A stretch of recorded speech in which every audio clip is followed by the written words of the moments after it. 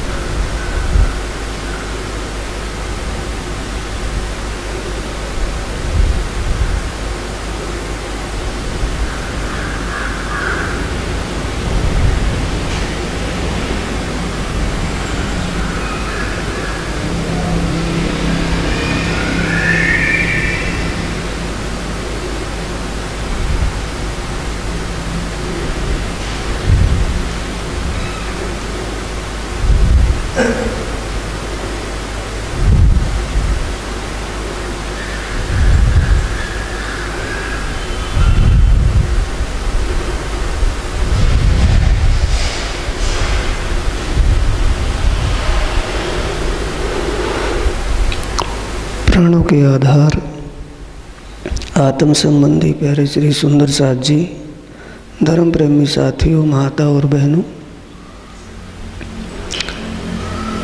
उस अनादि अक्षरातीत पार ब्रह्म परमात्मा श्री राज जी महाराज जी की असीम कृपा और आदि सतगुरु की प्रेरणा से आप सब सुंदर साथ ब्रह्म ज्ञान चर्चा में बीतक साहिब की चर्चा सुन रहे हैं। और बीतक साहिब का प्रसंग आज का प्रकरण 18 से है। पिछला प्रकरण 17 की आखिरी चौपाई आती है। श्री महामती कहे ए मोमिनो, ए हादी मेहंदी ईमान। ताकि बीतक और कहूँ, जो नूर दीन इस्लाम। अब फिर कहूँ हबसे की, आप हक की स्वरूप, आखिरी जमाने के खाविंद, विजयाभिनंदन बुद्ध निष्कलंक स्वरूप श्री प्राणनाथ जी कह रहे हैं। माध्यम किसको बनाया है? श्री लालदास जी महाराज को। लालदास जी के तन को माध्यम बना करके उनके धाम हृदय पर स्वयं अक्षरातीत ही फरमा रहे हैं कि हे मेरे वतन के साथियों, जो नूर दीन इस्लाम सच्चे धर्म के प्रचार प्रसार में जागने के अभियान में आगे क्या घटना घटती है। आखिरुल इमाम मोहम्मद मेहदी साहिब जमा स्वयं अक्षराती धाम धनी महामती जी के धाम दिल में विराजमान होकर के किस प्रकार ब्रह्मात्माओं को जागृत करने के लिए आगे कदम बढ़ाते हैं और उस पार ब्रह्म परमात्मा की कैसे असीम कृपा सुंदर साथ के ऊपर होती है, जिसे बातूनी कृपा कहा है। जाहिरी कृपा संसार की आपत्ति बलाएं मुसीबतों से छुटकारा पाना, वो बातूनी कृपा है आत्म की जागृति होना। और आत्म की जागृति के लिए ब्रह्म ज्ञान का प्रकाश अति आवश्यक है, उसके बिना जागनी नहीं होती। तो ब्रह्मात्माओं की जागनी अभी अधूरी ही थी, उसकी पूर्ति के लिए पार ब्रह्म परमात्मा ने क्या कारण बनाया, जिस कारण से कार्य जागनी का पूरा हो। ये जिक्र यहाँ आया है कि मैं उसका और आगे जिक्र करता हूँ। क्या कर रहे हैं? अब फिर कहूँ हबसे की। हबसे का मतलब श्री महाराज ठाकुर और उनके बड़े भाई सामलिया ठाकुर और महाराज ठाकुर के छोटे भाई उदय ठाकुर, तीनों भाई राजमहल में नजरबंद थे। उस नजरबंद के दौर में क्या हुआ, अब मैं उसका फिर दोबारा जिक्र करता हूँ, आप ध्यान से सुने। वजीर आया नए नगर, जाको प्रबोधपुरी नाम, तहाँ 12 महीने बीतक भई, सम्मत 1715 उतरे तमान। 1715 का ये जिक्र है। 1714 में बंदी गृह में पहुँचे, यानी राजमहल में नजरबंद हुए। 1 साल 12 महीने के बाद जामनगर के वजीर और राजा वो वापिस अहमदाबाद से जामनगर में वापिस लौटे। तो 1 साल तक महाराज और उनके दोनों भाई राजमहल में नजरबंद रहे और वहाँ वाणी का अवतरण हुआ।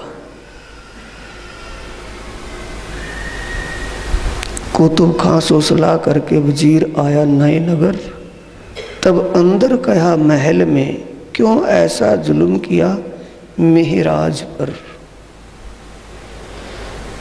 जैसे ही वजीर वापिस आया, वजीर ने तो नजरबंद किए थे वो, तो वजीर की जो धर्म पत्नी थी, रानियां थी, उन्होंने कहा कि आपने बिना सोचे समझे ही महाराज ठाकुर को नज़रबंद कर दिया और उनके धन संपत्ति को राजकोष में जमा कर दिया। ये बहुत बड़ा जुल्म किया है। तब वजीर कहता है कि तुझे क्या पता मैंने जुल्म किया है या उन्हों से जुल्म हुआ है कि नहीं। महाराज गुनाहगार नहीं है, उनको तो गुनाहगार बनाया गया है। ऐसे महापुरुष, उनके अंदर कोई अलौकिक शक्ति है। ऐसे दिव्य महापुरुष को तुमने जो इतना कष्ट पहुंचाया, इसका नतीजा बहुत बुरा होगा। भलाई इसी में है, जो हो गया जाने या अनजाने में वो तो हो गया, आगे के लिए आप संभल जाओ। अच्छा यही होगा कि उनको तुरंत वाई इज्जत और उनसे अपनी भूल की क्षमा याचना करते हुए उनको रिहा कीजिए। जैसे बेगुनाह को शंका के अनुसार गुनाहगार बनाया जाए और उसको बेगुनाह मिलने पर उसको वाया इज्जत रिहा किया जाता है, अपने उन्हीं नियम श्लोकों से उनको वाया इज्जत रिहा कीजिए और उनके चरणों में अपनी भूल की क्षमा याचना कीजिए, ताकि आप अपने पाप से मुक्त हो जाओ। रानियों ने जब ये विशेष करके कहा तो वजीर को शंका होती है कि रानी ऐसा क्यों कह रही है, इनके पास क्या प्रूफ है। तो पूछा, आपने कैसे इनकी दिव्यता का आंकलन किया? कि इनकी दिव्यता का आंकलन इनकी करनी से दिखा है हमें, कि हमारे महल में क्या अखंड राज की लीला हो सकती है? कि क्या कि अखंड राज हमने अपनी आंखों से इसी महल में होता देखा है, और जिस रास में स्वयं महाराज लीला कर रहे थे। ऐसी दिव्य शक्ति, ये अलौकिक शक्ति हमें पहले ही देखने को मिली, ऐसी अलौकिक शक्ति का दर्शन हुआ है। तो वजीर को विश्वास हो गया कि रानियां सच कह रही है। क्या तुम्हारे पास और भी प्रूफ है? कि हाँ, ये दीवारें देख लो, सभी लिखी हुई हैं, ये प्रूफ है। जब इनके अंदर से वाणी नाजिल होती थी तो इनके साथी जो बैठे हैं ये इनके साथ ये लिख लेते थे। ये दिव्य वाणी है, अलौकिक ज्ञान है। ये अलौकिक ज्ञान की उपज महाराज जी के हृदय से ही है। अब आप ही विचारिए, महाराज एक मानवीय बुद्धि से ये ज्ञान कह सकते हैं? तो वजीर को पूर्ण विश्वास आ गया कि ये मेरे से भूल हुई है। वजीर ने तुरंत ही महाराज और उन दोनों भाइयों को सभा में, राज दरबार में बुलाकर अपनी भूल की क्षमा याचना की कि मेरे से जो भूल हुई है अनजाने में, मेरी भूल ये है कि मैंने किसी बात की तहकीकात जांच नहीं की और तुम्हें बिना जांच के ही अरेस्ट नज़रबंद कर दिया गया। ये मैंने बहुत बड़ा जुल्म किया है और तुम उस गुनाह के गुनाहगार नहीं हो। मैं भरी सभा में ये कबूल करता हूँ कि मैंने अपनी भूल के कारण तुम्हें ऐसा दुख दिया है, ये कष्ट पहुँचाया है। महाराज और दोनों भाइयों को, दो भाई साथ में सांवलिया उदो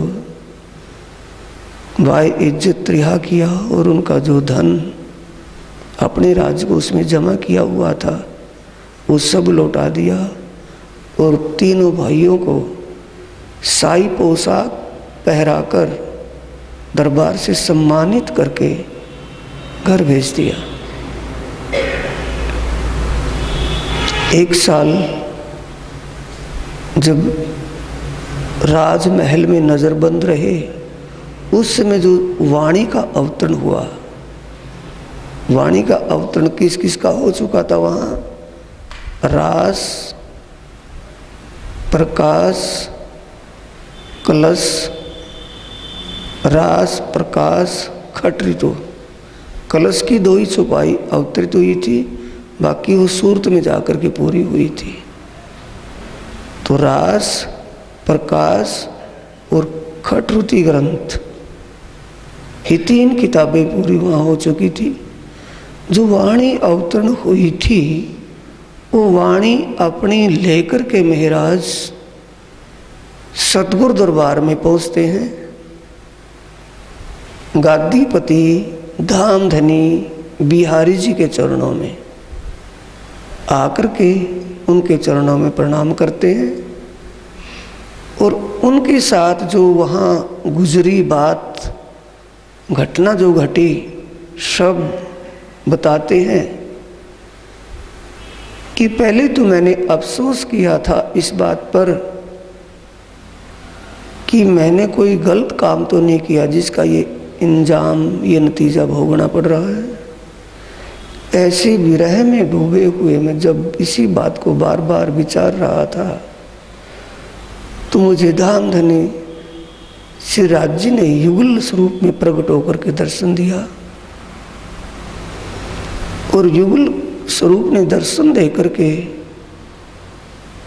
फिर वो शक्ति मेरे अंतस्करण धाम हृदय में विराजमान हुई और मेरे अंतस्करण से ब्रह्म ज्ञान का प्रवाह चल पड़ा। वाणी का अवतरण हुआ। वो वाणी भी मैं आपके सन्मुख लाया हूँ, आपके हाथों में सौंप रहा हूँ। जो ज्ञान वाणी वहाँ अवतरित हुई, ये सब सुना बिहारी जी ने। तो बिहारी जी ने जब खट्रुति ग्रंथ को देखा कि ओहो ये प्रकाश हिंदुस्तानी में, प्रकाश गुजराती में और खट्रुति में ये स्पष्ट कहा गया है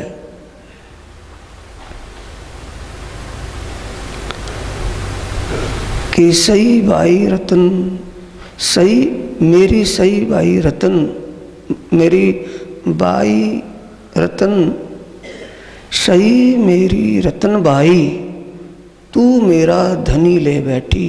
सही मेरी रतन भाई, तू मेरा धनी ले बैठी। कोई ना देखन हार, देख लेऊं पीऊ अपना, तो जानिए सुहागिन नार।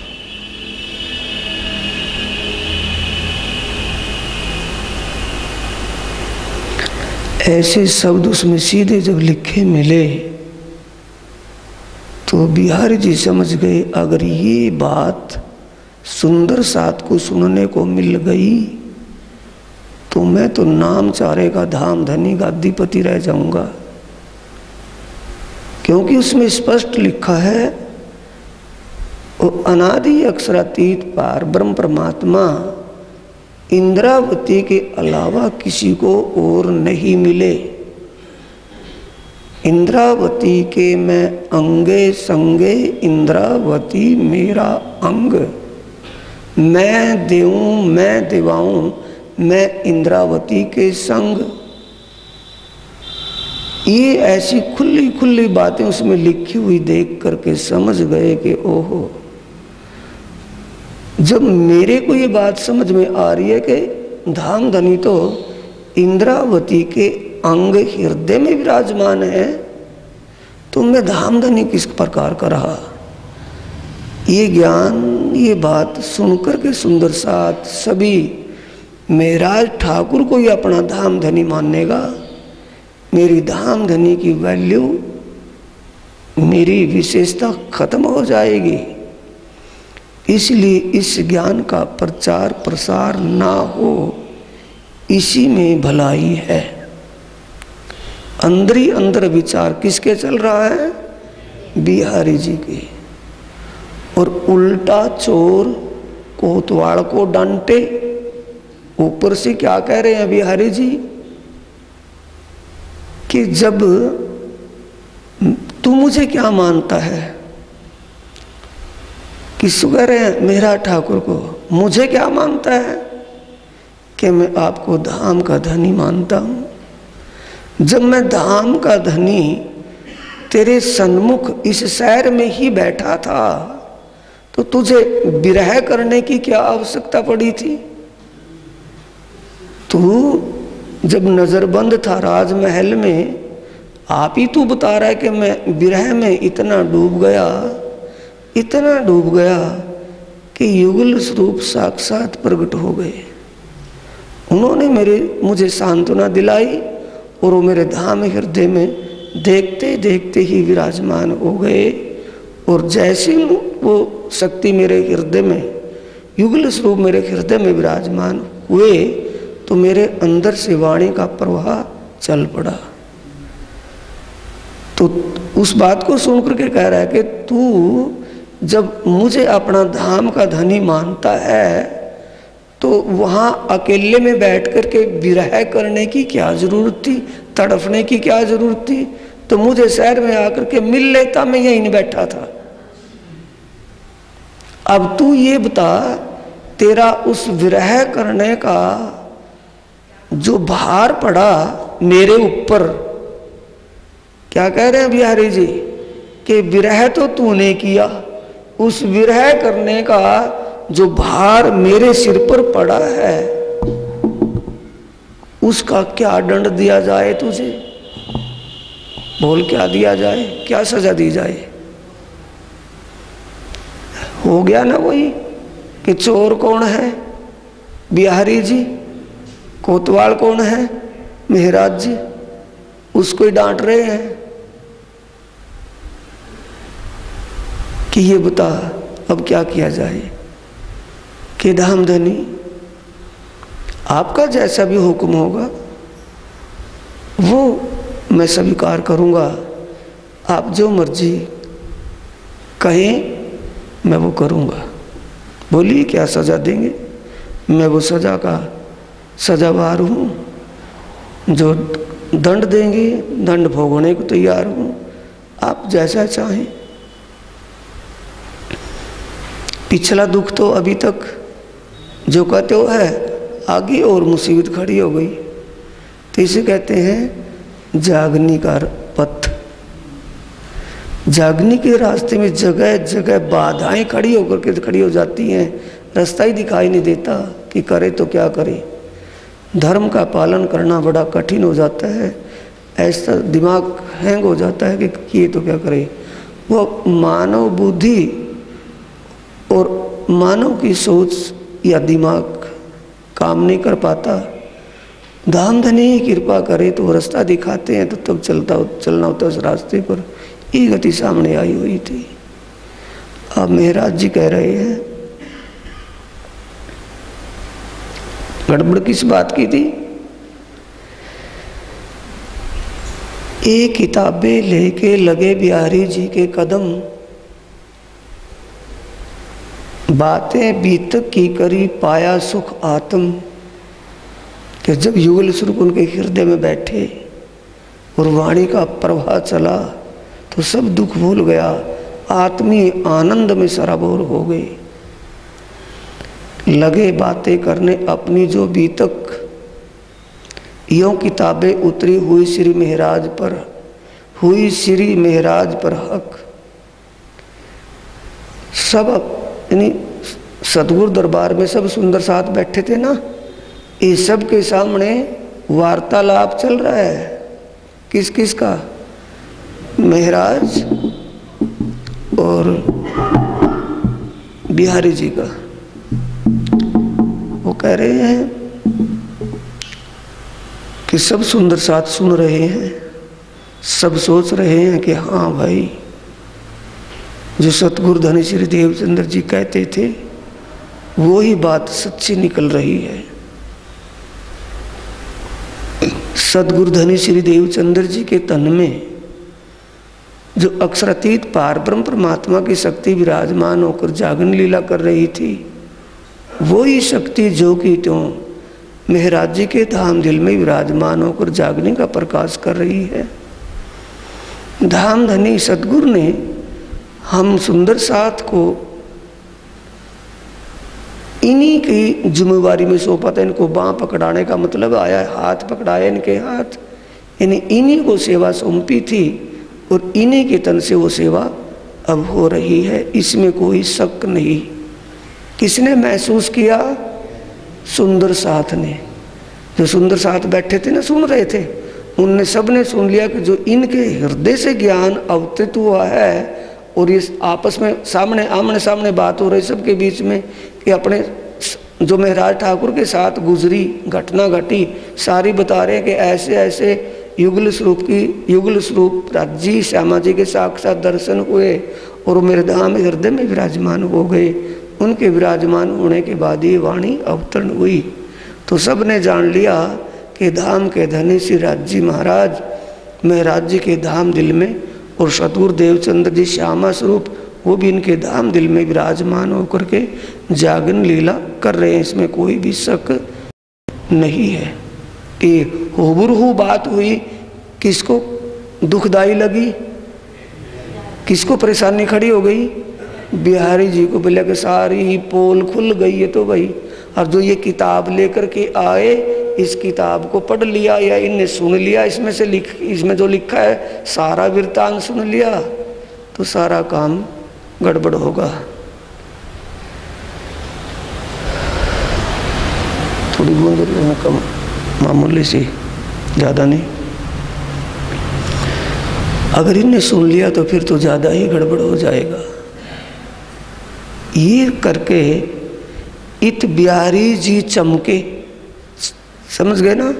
चमकने का मतलब तमतमाए, गुस्से में लाल हो गए। सुन खटरुती के सुकन, बुद्धि खराब हो रही है क्या? इत बिहारी जी चमके सुन खटरुती के सुकन, जिसमें लिखा था ना सही मेरी रतनबाई तू मेरा धनी ले बैठी। कि रतनबाई बिहारी जी तू कहने के लिए अपने आप को धाम का धनी कहलवा रहा है। अब सबको पता चल जाएगा कि धाम का धनी कहाँ है। ये बात उसमें जब ठोक करके कही गई तो अब तो एक उसको चेतावनी दी गई ना, चुनौती के शब्द उसने सुने तो अब वो घबरा गए। क्या सोच रहे हैं? इन तहकीक मुझसे लई खास गिरहो शयन, कि तहकीक में यानी कि निश्चित रूप से सब सुंदर साथ इन्हीं को ही धाम का धनी मानेगा, इन्हीं की बात पर चलेगा, तू नाम चारे का ही धाम धनी रह जाएगा।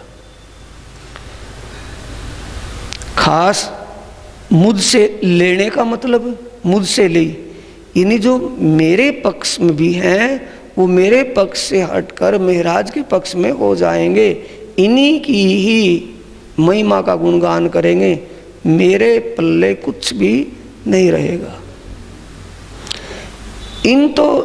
इन तो सुकनों में कहा मैं लेऊं धनी अपना। ये आया ना चौपाई जो बोली कि इन्होंने तो अपने सुकन इन शब्दों में स्पष्ट कह दिया कि मैं अपना धनी अब दिखाती हूँ कहाँ पर बैठा है वो। तो इत बाकी क्या रहा भाई, यो सुकनों की पहचान।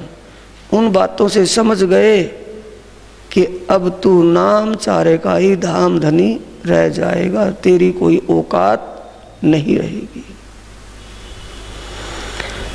विचार करके अंदर बिहारी जी बोल करके बता रहे हैं, बड़बड़ा रहे हैं कि अंदर अंदर विचार रहे हैं, अंदर ही अंदर विष को घुमा रहे हैं। विचार किया कि करने ना देऊं जाहिर ए बानी साथ मिने, दिल में जान ऐसा कहा क्यों ऐता विरहा किया आपने। उल्टा चोर कोतवाल को डांट रहे कि वाणी सुंदर साथ में ये ना पसरने दूं, कहा कि वाणी को तो रख दे यहाँ, फालतू कविताएं बनाने की जरूरत नहीं है। अब तू ये बता तेरे को सजा क्या दी जाए इस बात की कि तूने विरह किया। मैं तो बैठा था एक शहर में तेरे आगे नजर, भी तुझे ये पता था कि मैं नौतनपुरी जामनगर में साक्षात बैठा हूं, तो मेरे सामने आकर के अपना रोना रोता, जो दिक्कत थी वो मुझे बताता, मेरे सामने अपना विरह दिखाता। तूने जो विरह प्रकट किया है हबसा में रह करके, उसका जो बोझ पड़ा, उसका भार पड़ा मेरे सिर पर, उसकी क्या सजा दूं।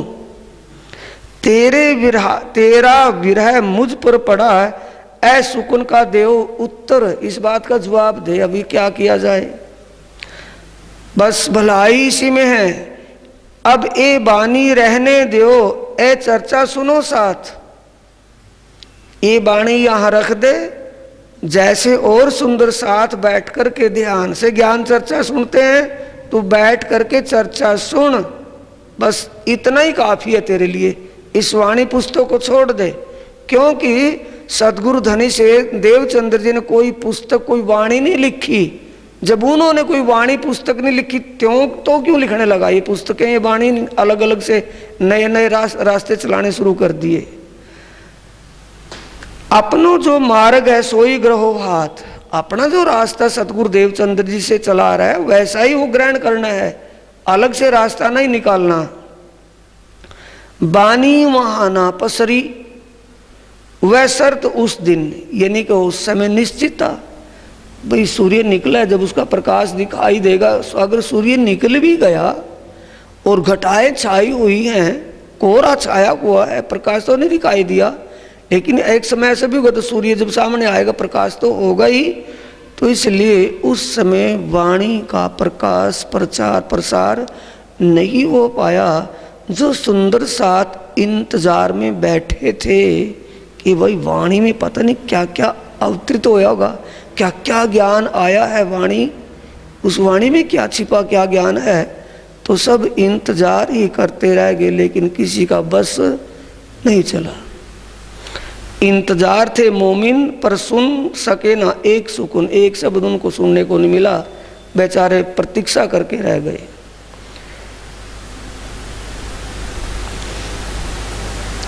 अब यहाँ से सतगुरु दरबार में आए थे, 1714 से 1715 तक हबसा में रहे।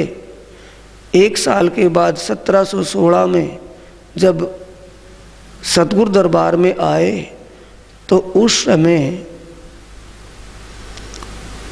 जूनागढ़ के पास एक नया गांव बसाना था। उस नए गांव के बसाने के लिए, बसाने का मतलब उसका उद्घाटन करना था, भूमि पूजन करना था। तो उसके लिए वहाँ के लोग ये बात समझते हुए कि निजानंद स्वामी का ज्ञान, श्री निजानंद स्वामी का ज्ञान सबसे सर्वश्रेष्ठ ज्ञान है, और ऐसे पहुँचे महापुरुष के चरण स्पर्श अगर हमारी भूमि पर हो जाएं तो भूमि पवित्र हो जाएगी। वहाँ का जो स्थान है सर्वश्रेष्ठ, ज्ञान में उत्तम है। इस बात के विचार भाव से कुछ साथी वहाँ आए तो धाम धनी गादीपति बिहारी जी से प्रार्थना की कि महाराज श्री ऐसे ऐसे गाँव में भूमि पूजन करना है, गांव बस्ती का बसना है, वहाँ बसेरा होगा, अगर आप कृपा कर दें तो बड़ा ही अच्छा होगा। तब मौका मिल गया बिहारी जी को कि भी तुम्हें पता होना चाहिए, मैं गादीपति धाम का धनी गादीपति महाराज हूँ, मुझे इन कामों में जाने का समय नहीं है। हाँ, इस काम के लिए मैं दूसरे को भेज सकता हूँ, चला जाएगा, मैं दूसरे को भेजता हूँ, ये काम तुम्हारा हो जाएगा। तो महाराज पास में खड़े थे, कहा कि महाराज तुम इस सेवा के लिए चले जाओगे इनके साथ? महाराज कहने लगे कि ठीक है महाराज, जैसा आपका हुक्म, मैं तो हुक्म को पूरा करूँगा, जैसा कहोगे मैं आपका हुक्म बजाऊँगा, हुक्म की तालीम करूँगा, मैं हुक्म की तामील करूँगा, किसी प्रकार से इसमें उल्लंघन नहीं होगा। कि ठीक है, जाइए आप इनके साथ। कि धाम धनी मेरी एक प्रार्थना है कि क्या, कि मेरी वो पुस्तक वो मुझे दे दो, आप क्या करोगे उसका? कि ठीक है, ले जाओ पुस्तक को भी। अब वो तो चाहते थे कि ना तो बांसुरी ना बांसुरी बजे, कि महाराज भी चला गया और उसकी पुस्तक भी, ज्ञान भी साथ में चला जा भाई, तो ले जा, इसका हम क्या करेंगे।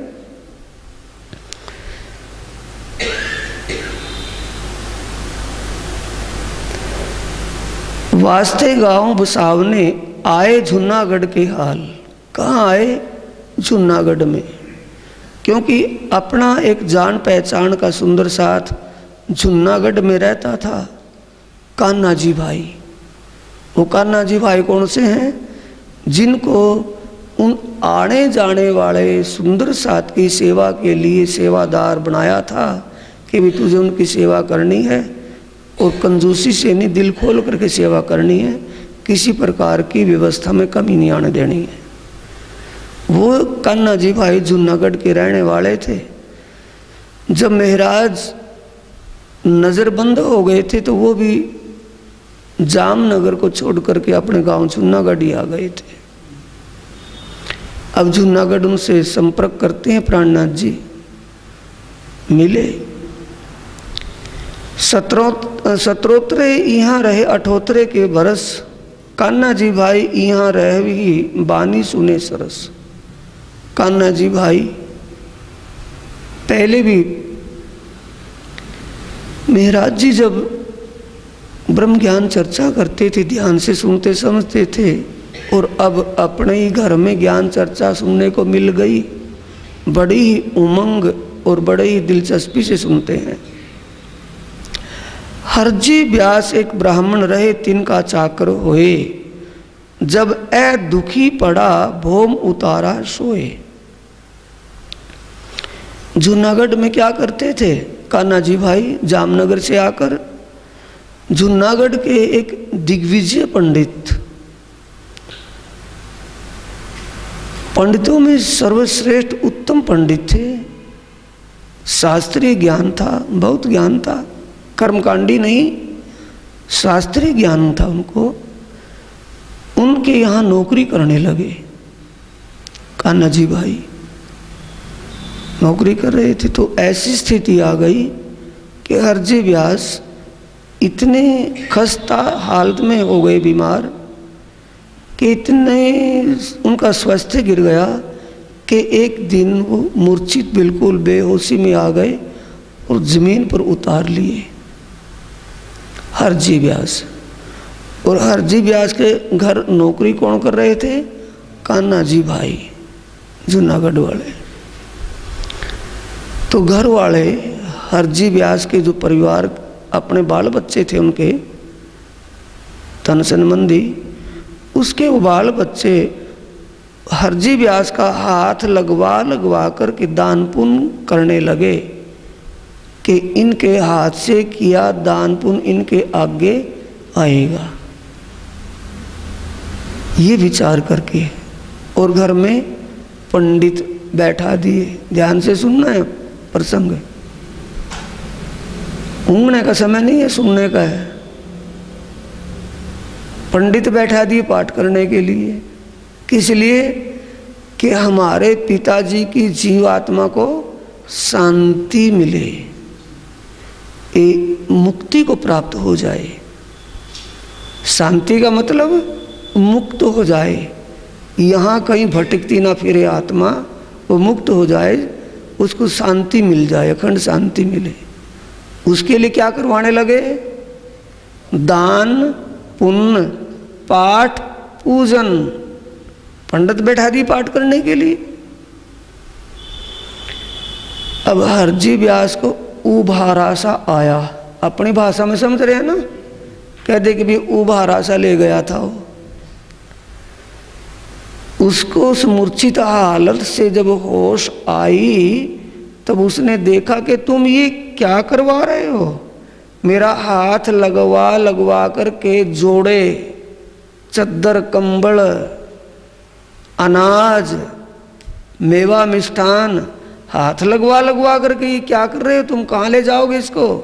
कि दान पुण्य कर रहे हैं। और ये गुणगुनाट, ये पाठ पूजन किस बात से? कि आपके लिए तो ये सारा कुछ, कि मेरे लिए कि हाँ, कि मेरे किसी भी काम आने वाला नहीं है। तुम मुझे जान बूझ करके आवागमन के चक्कर में धक्का दे रहे हो, ये मेरे लिए तुम अन्याय कर रहे हो। मेरे लायक ये दान पुण्य पाठ पूजन ये मेरे किसी काम का नहीं है। ये तो यमपुरी का साधन है। यमलोक में जाकर के इसका हिसाब मिलेगा।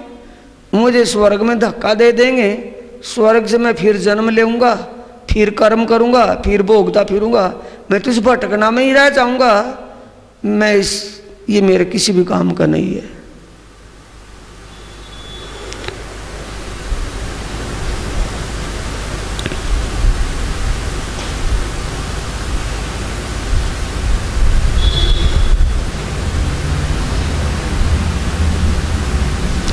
लगे दान करवाने को, तब भया सावचेत उबारा सा आ गया। एक ऐसा काम करते हो मैं नहीं इन खेत, कि जो तुम कर रहे हो ना ये मेरे किसी भी काम का नहीं। क्यों मोहे दान करावत जमपुरी का साधन है। कान खोल के सुन लो। अब पंडितों को लुटाओ, दान पुण्य करो, पाठ पूजन करवाओ पंडितों से। वो क्या कह रहे हैं कि तो यमलोक ले जाने वाला साधन है, ये क्यों कर रहे हो मेरे लिए।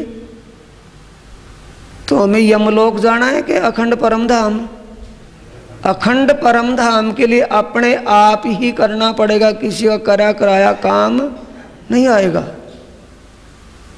अपना किया अपने आप रास्ता अब खोल लेंगे, अपना रास्ता साफ कर लेंगे, अपनी सीट रिजर्व अब करवा लेंगे, तो उसी सीट पर अपने उसी घर जाएंगे बैठकर।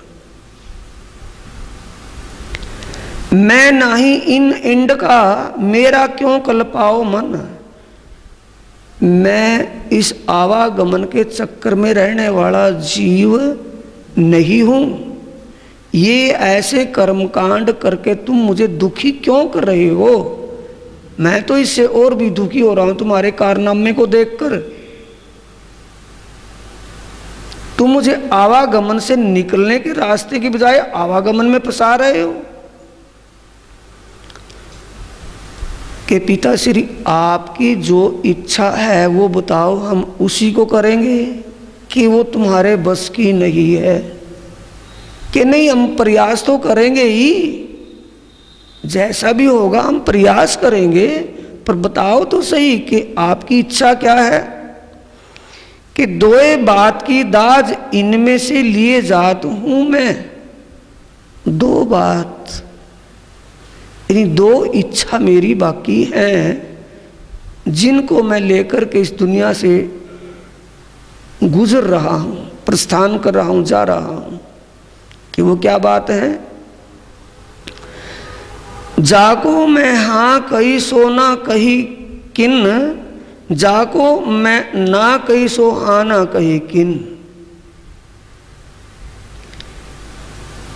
कि अध्यात्म के ज्ञान में मैंने जिस बात में ना कर दी उसको हाँ कहने वाला नहीं मिला कोई, और जिस बात में मैंने हाँ कही उसमें ना नहीं कर सका कोई।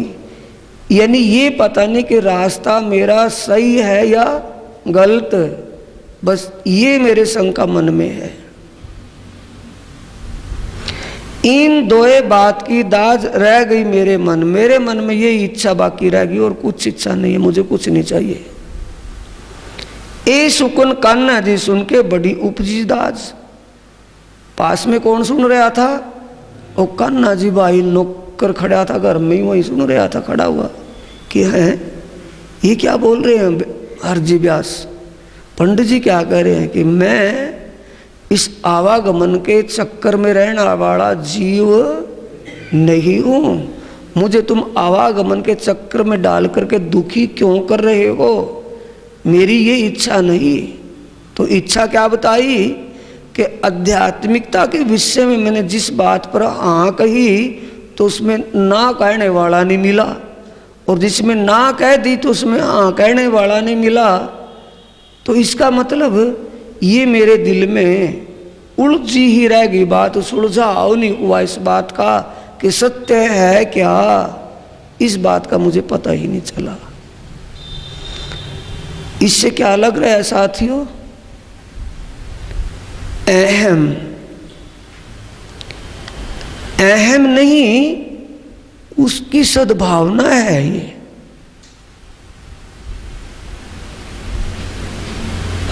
जो अपने आप को सर्वश्रेष्ठ ज्ञानी सर्वज्ञानी माने वो नहीं बोलेगा कि उसको तो वो क्या मानेगा, मैं हूं जो कुछ हूं। जो जिसके अंदर सद्भावना होगी वो ही अपनी कमी को बार कौन अपनी कमी को पेश कौन करेगा? जिसके अंदर सद्भावना होगी कि मुझे ये पता नहीं मैं सही रास्ते पर हूं या गलत रास्ते पर हूं। हाँ और ना में अगर ये सुलझाव हो जाता तो मुझे भूल और समझ का पता चल जाता। तब कान्हा जी ने सोचा कि ये सब तो एक परमधाम की आत्मा ही कह सकती है कि मैं आवागमन के चक्कर में रहने वाला जीव नहीं हूं। क्या ये कोई परमधाम की आत्मा तो ना हो इसके तन में?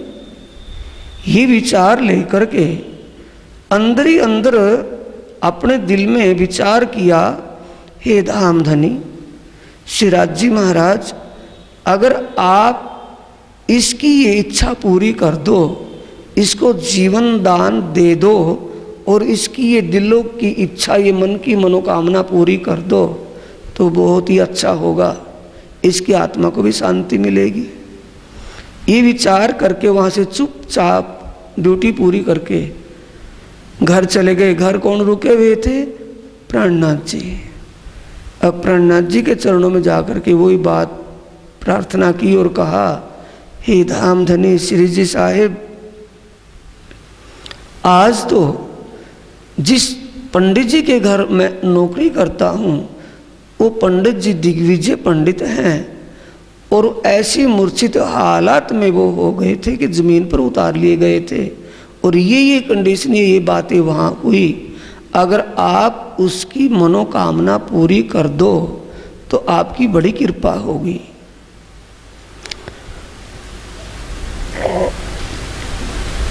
श्री जी ये सुन के दिल बीच धरी। श्री जी ने कान्हा जी भाई की वो प्रार्थना सुन करके अपने दिल में विचार किया, जो जीवता ए रहत है कहूँ चर्चा के सुकन, कि भाई कान्हा जी भाई तू चिंता मत कर, अगर धामधनी की कृपा से उसका जीवन दान उसको मिल गया, अगर वो जीवता हो गया तो उसकी इच्छा मैं अवश्य पूरी करूँगा और धामधनी की कृपा से ऐसा हो ही जाएगा जो जैसा तू चाहता है। कौन कह रहे हैं? विजयाभिनंदन बुद्ध निष्कलंक स्वरूप ओ मेराज प्राणनाथ जी। सब सक्के भानु इनकी तुम साख रही हो सैयन, उसकी सारी शंकाएं दूर हो जाएंगी।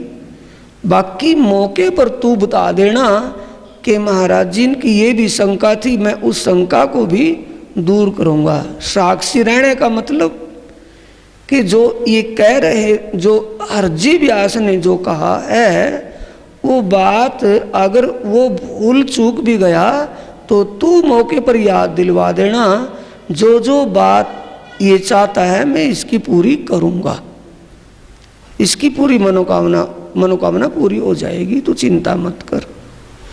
फिर यही बात को उठाया कान्हा जी भाई, फिर कहे कि महाराज जी हो जाएगी उसकी मनोकामना पूरी, कि तुझे विश्वास नहीं है?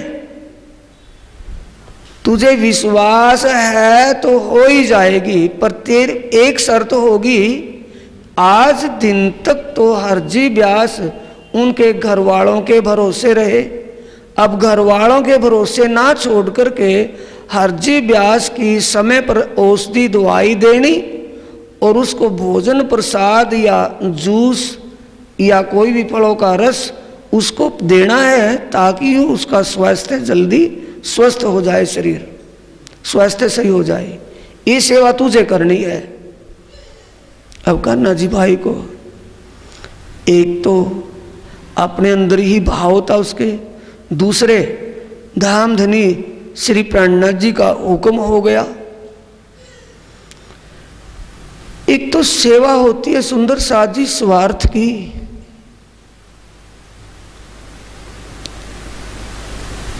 और एक सेवा होती है निस्वार्थ की।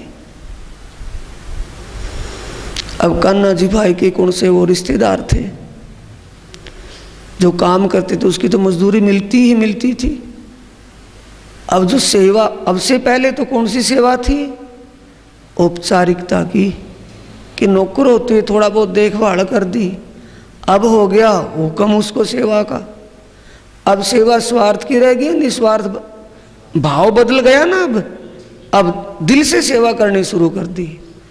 ताजी ताजी सब्जियां, सब्जियों के वो फलों के जूस, अच्छा अच्छा ताज़ा जूस, फलों का रस उनको देना थोड़ा थोड़ा थोड़ा थोड़ा, और समय पर दवाई औषधि, तो वो बहाल हो गई, ठीक हो गई कुछ दिन के बाद। नित्रकारी ल्यावी शोध के बागों से, नित्य का मतलब रोज, ताजी सब्जी लाना बागों से, फूल फल लाने बागों से, उनका रस देना। तब राजी हुए कान्हा जी पर कहूँ शाबाश में। किस पर राजी हुए? क्यों हुए? कि जो मेरे जामे जने हैं वे तो आकर के मेरे पास पूछ करके चले जाते हैं। ये जो अपना जामा जना तन संबंध कुछ लेन देन नहीं है, ये निस्वार्थ भाव से एक पांव पर तेरा हर प्रकार की टहल कर रहा है। कि धन्य है कान्हा जी, जो कुछ भी मांगना है तू एक बार जुबान खोल दे, तुझे मुंह मांगा इनाम दूंगा। मैं इस बात पर बहुत प्रसन्न हूं।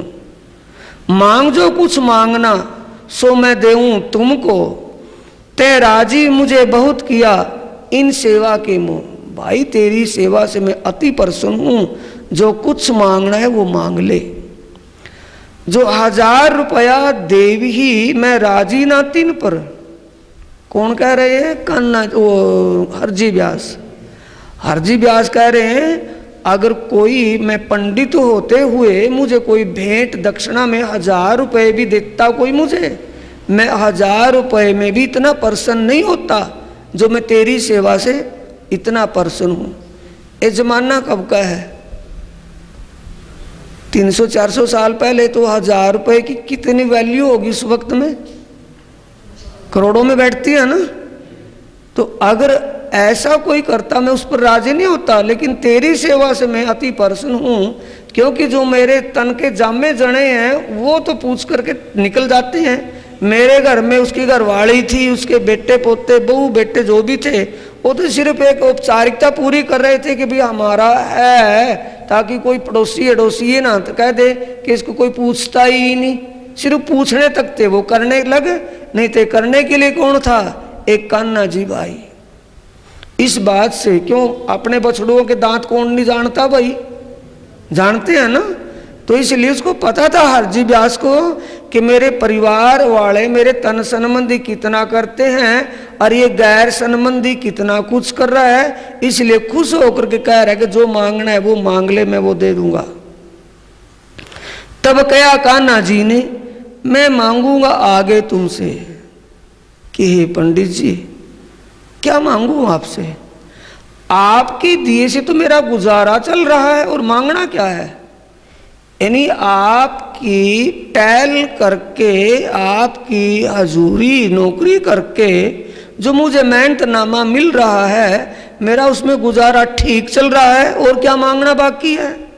कि नहीं, वो तो तेरी मेहनतनामा है। अब मैं जो तेरी सेवा से प्रसन्न हुआ हूँ, खुश हुआ हूँ, संतुष्ट हूँ, उसके लिए कह रहा हूँ कि आपका और मेरा किसी ने बांटा? मांग लूंगा जब मुझे जरूरत होगी। पंडित जी आप चिंता क्यों कर रहे हो? क्यों टेंशन लेते हो? आपने दे दिया और मैंने ले लिया, जब जरूरत होगी मांग लूंगा, आप चिंता मत करो।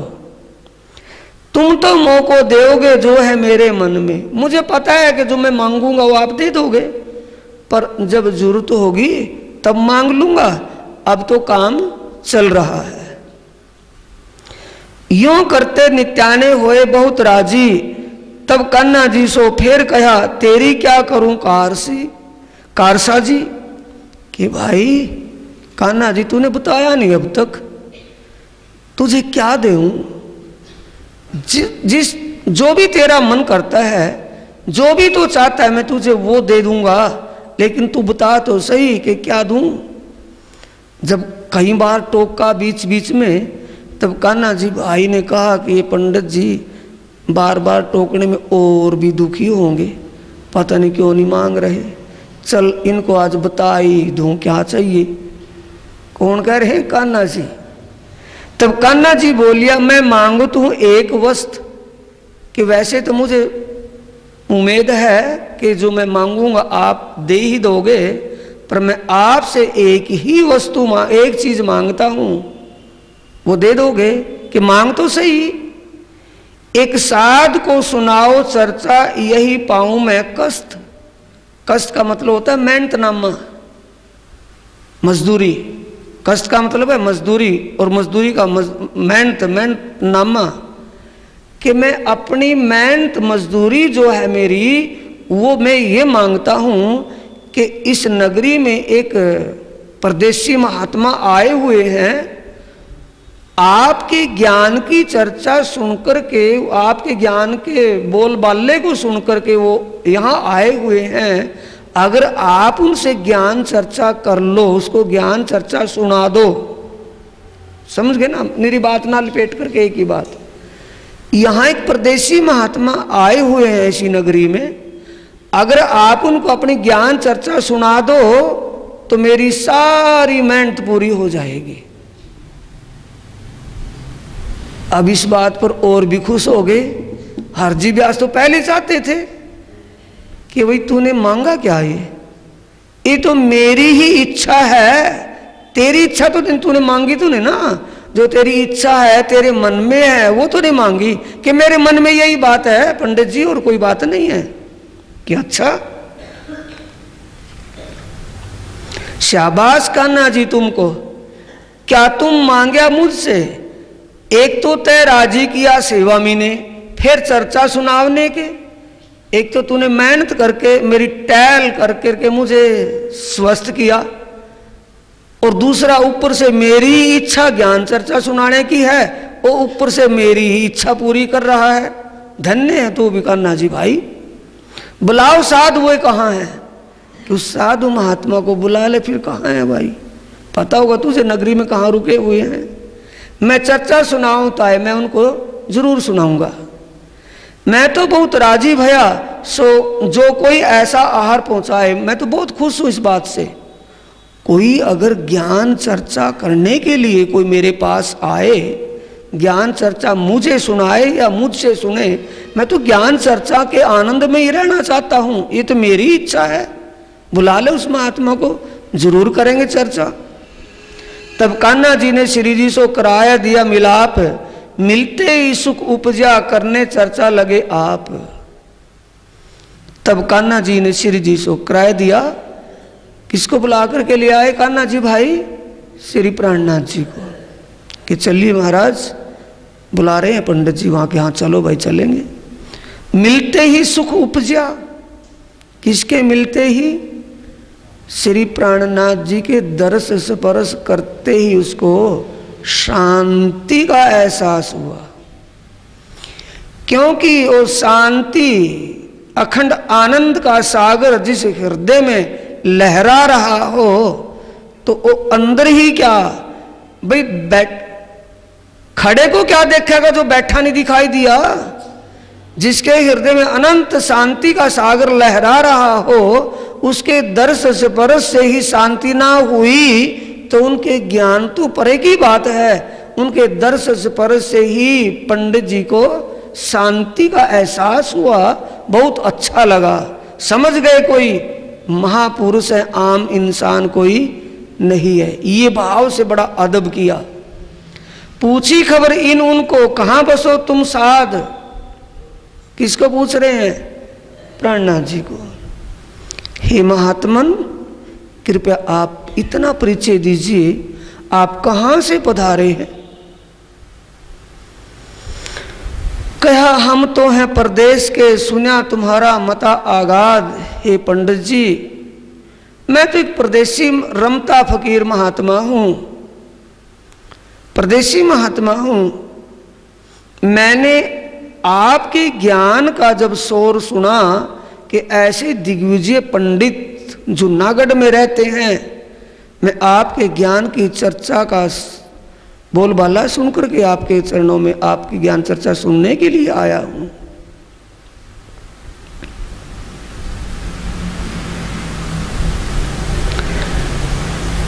भले साथ तुम आए, मैं चर्चा सुनाऊं तुमको कि महात्मा जी आपने बहुत अच्छा किया, आप ऐसी जगह पर आए हैं जहां आपको हर बात की जानकारी मिल जाएगी। कौन कह रहे हैं? हरजी व्यास दिग्विजय पंडित जी कह रहे हैं कि तुम अच्छा हुआ महात्मा जी, सही जगह पर आ गए। मैं आप जो पूछोगे जरूर बताऊंगा, जो चर्चा को सो करूं, तुम्हें राजी करूं 300। जो जिस बात, जिस ज्ञान चर्चा को आप सुनना चाहते हो, यानी जिस भी धर्म ग्रंथ से चर्चा करना चाहते हो, गीता से, भागवत, रामायण, वेद, उपनिषद आदि से जिस भी ज्ञान से आप संतुष्ट होते हो, आपकी तृप्ति होती है, मैं वो ज्ञान चर्चा करूं। बोलो कहाँ से सुनाऊं? ठोर दई उतरने अपने बीच बाग में। क्यों? उस समय क्या देख लिया कि संत महात्मा है, एकांत में रहना पसंद होता है इनको। बाग में उनका पंडित जी का आवास था, उसमें महल थे, उसमें प्राणनाथ जी का उनकी व्यवस्था कर दी ठहरने की, और ज्ञान चर्चा होने लगी। अब होने लगी चर्चा भागवत के वचनों से। चर्चा कहाँ से शुरू होती है? मद्भागवत पुराण से चर्चा शुरू हो गई। सुनत मास 2 हुए, एक नहीं, दिन नहीं, हफ्ता नहीं, 2 महीने। यहां 1 महीना चलेगी ना ये, और उसने कितने दुगुने दिन, 2 महीने। विजयानंदन बुद्ध निष्कलंक स्वरूप महाराज जी ने, प्राणनाथ जी ने 2 महीने लगातार चर्चा सुनी। भागवत पर चर्चा चलती रही। 2 राजी भय मगन, वो सुना रहे हैं और प्राणनाथ जी सुन रहे हैं। प्राणनाथ जी सुन रहे हैं और वो बोलते हैं। बोलने से पहले प्राणनाथ जी समझ लेते हैं कि क्या बोलेगा ये, लेकिन समय आए तब। एक दिन ठोर नारायण की ताके कहे वचन। चर्चा में चलते चलते चलते चलते अब भागवत कितने दिन में पूरी करते हैं भागवत आचार्य? बोलो 7 दिन में। क्योंकि वो रूढ़वादी पकड़ी हुई है ना राजा परीक्षित वाली। ना तो राजा परीक्षित जैसा श्रोता कोई दुनिया में, दुनिया की बात है ये नहीं कि किसी एक एरिया इलाके की, ना तो राजा परीक्षित जैसा कोई श्रोता और ना सुखदेव जैसा कोई वक्ता। 1 हफ्ते में कितना सुन लेंगे, सुना देंगे। यहां कितने हो गए? 2 महीने। और अभी तक कहां चले गए? 10वें स्कंद के 89वें अध्याय तक ही। 10वें स्कंद का अध्याय 89 है, जहां नारायण का महल का जिक्र आया है।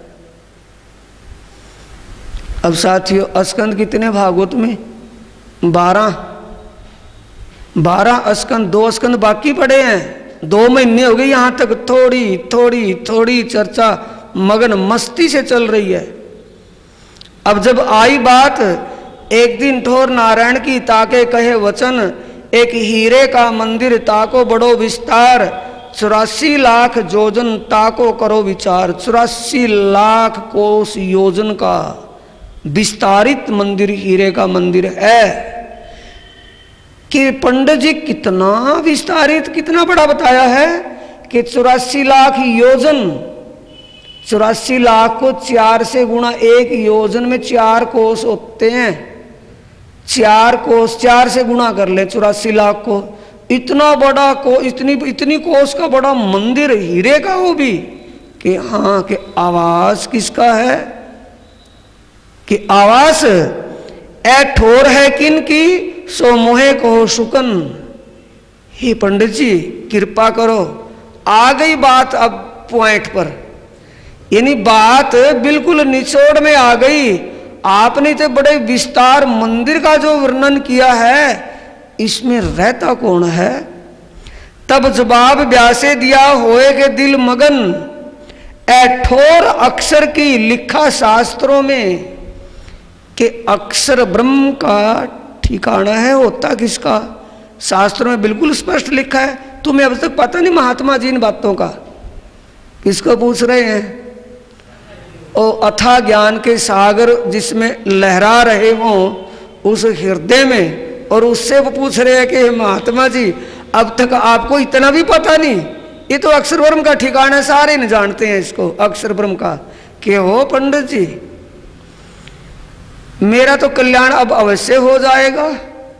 जब आपने अक्षर ब्रह्म का जिक्र किया, अक्षर का मतलब अविनाशी ब्रह्म, अविनाशी पुरुष जो क्षर ब्रह्मांड से परे कुटस्थ अक्षर ब्रह्म, क्षर सर्वाणी भूतानी कुटस्थ अक्षर उच्चते, इससे परे का जो आप जिक्र कर रहे हो, अब इससे परे ही तो मोक्ष और मुक्ति का ठिकाना, अखंड शांति का ठिकाना है।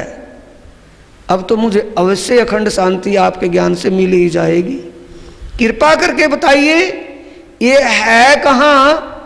ये 14 लोक के इस इंड में है या इससे बाहर है? कहां पर है ये? एठोर अक्षर के लिखा शास्त्रों में, तब कदमों लाग फेर कहा। कदमों कौन लग रहे हैं अभी?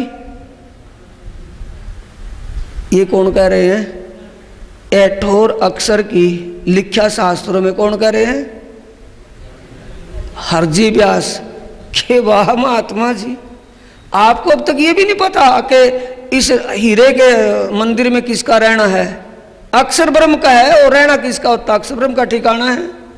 कि अच्छा, फिर प्राणनाथ जी ने पंडित जी के चरण दबाए, चरण पकड़े, तब कदमों लाग फिर कहा। कदमों का मतलब बड़ी विनम्रता और प्रार्थना पूर्वक पूछा कि हे पंडित जी, मेरा कल्याण इन बातों से अवश्य हो जाएगा। आप तो सचमुच में मुक्तिदाता हो, मुक्ति का रास्ता बता रहे हो। जब आपने अविनाशी पुरुष को जान लिया, तो अविनाशी पुरुष को जानने के बाद तो जीव मुक्ति का अधिकारी हो जाता है। तब कदमों लाग फेर का एठोर पाऊं तुमसे, हे पंडित जी आप ही इस रास्ते को मुझे बता सकते हो, अन्यथा दुनिया में कोई और ऐसा नहीं है। कृपा करो। ए ऊपर तले माहे बाहिर के है इन ब्रह्मांड अतीत, कृपा करके इतना और बता दो। देखिए पंडित जी, बात जुबान में आई रोकनी ठीक नहीं होती। जब आपने इतना बोल ही दिया कि अविनाशी पुरुष का ये ठिकाना है, तो अविनाशी पुरुष इस 14 लोक के ब्रह्मांड में है या इससे परे है? मोसो कहो समझाए कि ऐ जो ठोर अतीत, ये गुह्य बात, ये अतीत ठिकाना, ये नहीं कि अविनाशी पुरुष का जो ये ठिकाना।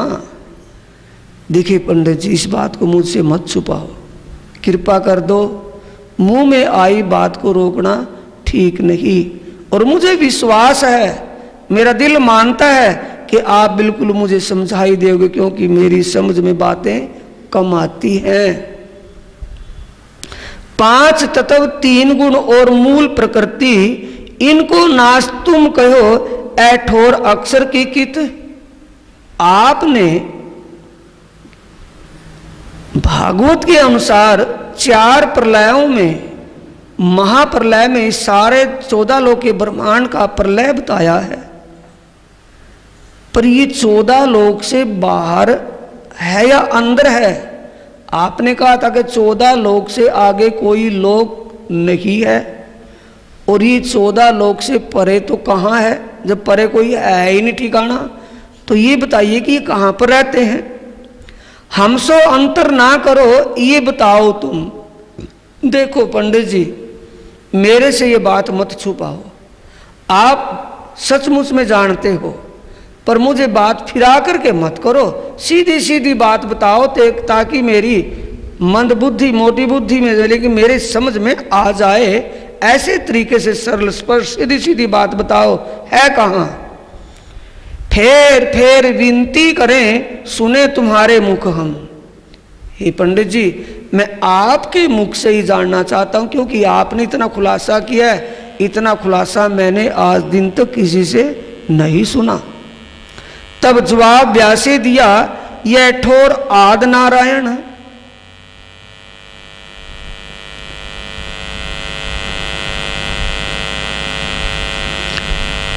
किसमें क्या कहा कि ओह मेरे से चूक हो गई थी महात्मा जी, ये अक्षर का नहीं, ये आदि नारायण का ठिकाना है।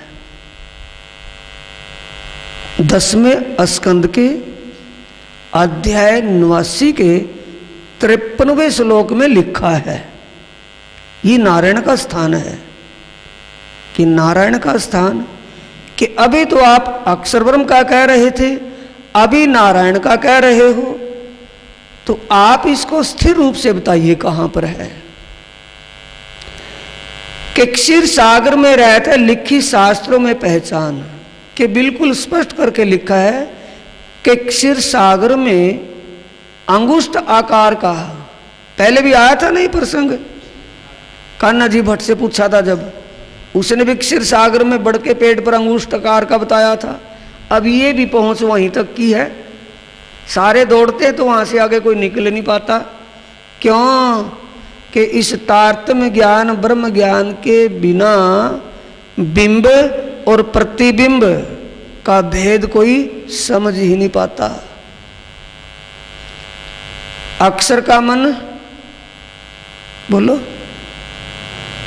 अव्याकृत इत अक्षर को विलस्यो मन, 5 तत्व 14 भवन, यामे महाविष्णु मन, मन थे त्रैगुण, ताथे थीरचर सब उत्पन्न। अक्षर ब्रह्म का मन स्वरूप जो अव्याकृत है, उसके स्वपन का स्वरूप, अक्षर ब्रह्म के मन अव्याकृत, अक्षर ब्रह्म के मन का स्वप्निक स्वरूप कौन है? नारायण। आया समझ में? जो अव्याकृत का ऐश्वर्य है, प्रतिबिंब में उसके मन स्वरूप का भी तो ऐश्वर्य वही होगा कि दूसरा होगा? अक्षर ब्रह्म का मन कहाँ है? अव्याकृत बेहद मंडल में। तो जो उसका महल है, उसकी जो व्यवस्था, उसका जो आवास, उसकी जो सुख सुविधा है, उसका जो मन का स्वप्निक स्वरूप है, उसकी सुविधा भी तो वही होगी। बाईपास जा रही है सब बातें। भाई जब आप जहाँ सोए हुए हो, जिस महल में, जिस कमरे में, जो अपने जीवन में सुख सुविधा वहाँ व्यवहार में बरत रहे हो, और स्वप्ने में तुम्हारी सुरता कहीं जाए तो वो सुख सुविधा व्यवस्था तो वहाँ भी वैसी ही मिलेगी कि दूसरी में होगे तुम, वैसी मिलेगी ना। जैसे अपने घर में जिस ऐश्वर्य में है तो बाहर भी ऐश्वर्य में मगन हो। तो ये गति किसकी है? अक्षर के मन अव्याकृत के स्वप्न के स्वरूप नारायण की। आदि नारायण के महल को वो अक्षर ब्रह्म का महल कह रहा है। अब वो समझ ना होने के बाद फिर आदि नारायण का कह रहा है। कैसी हालात स्थिति हुई है हरजी व्यास की। जैसे क्लास में कमजोर बच्चे होते हैं ना पढ़ाई में, और कोई अच्छा होशियार होता है, टीचर जो कोई बात पूछता है, होशियार बच्चा सोच समझ करके हाथ उठाता है कि सर मैं बताऊंगा। और जो उनसे कमजोर बच्चे होते हैं वो एक कान तक हाथ रखते हैं कि मौका मिलेगा तो हम भी ऊपर उठा लेंगे, क्या फर्क पड़ेगा। अगर किसी ने बता दिया तो बाईपास टल जाएगी बात, अगर ना बताया तो हाथ उठाना पड़ गया तो उठा लेंगे, तुक्का लगेगा तो लग जाएगा। तो ये तुक्का कौन लगा रहा है?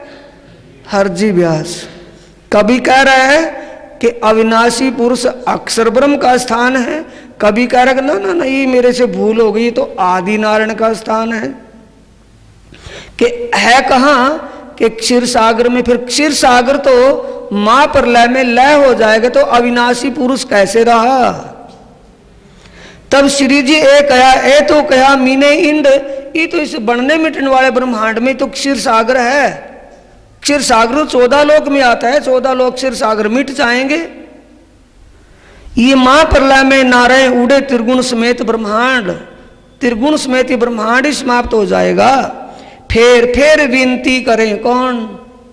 महाराज फिर विनती करें कि नहीं पंडित जी देखो, मुंह में आई बात को छुपाओ मत, रखो मत, बता दो।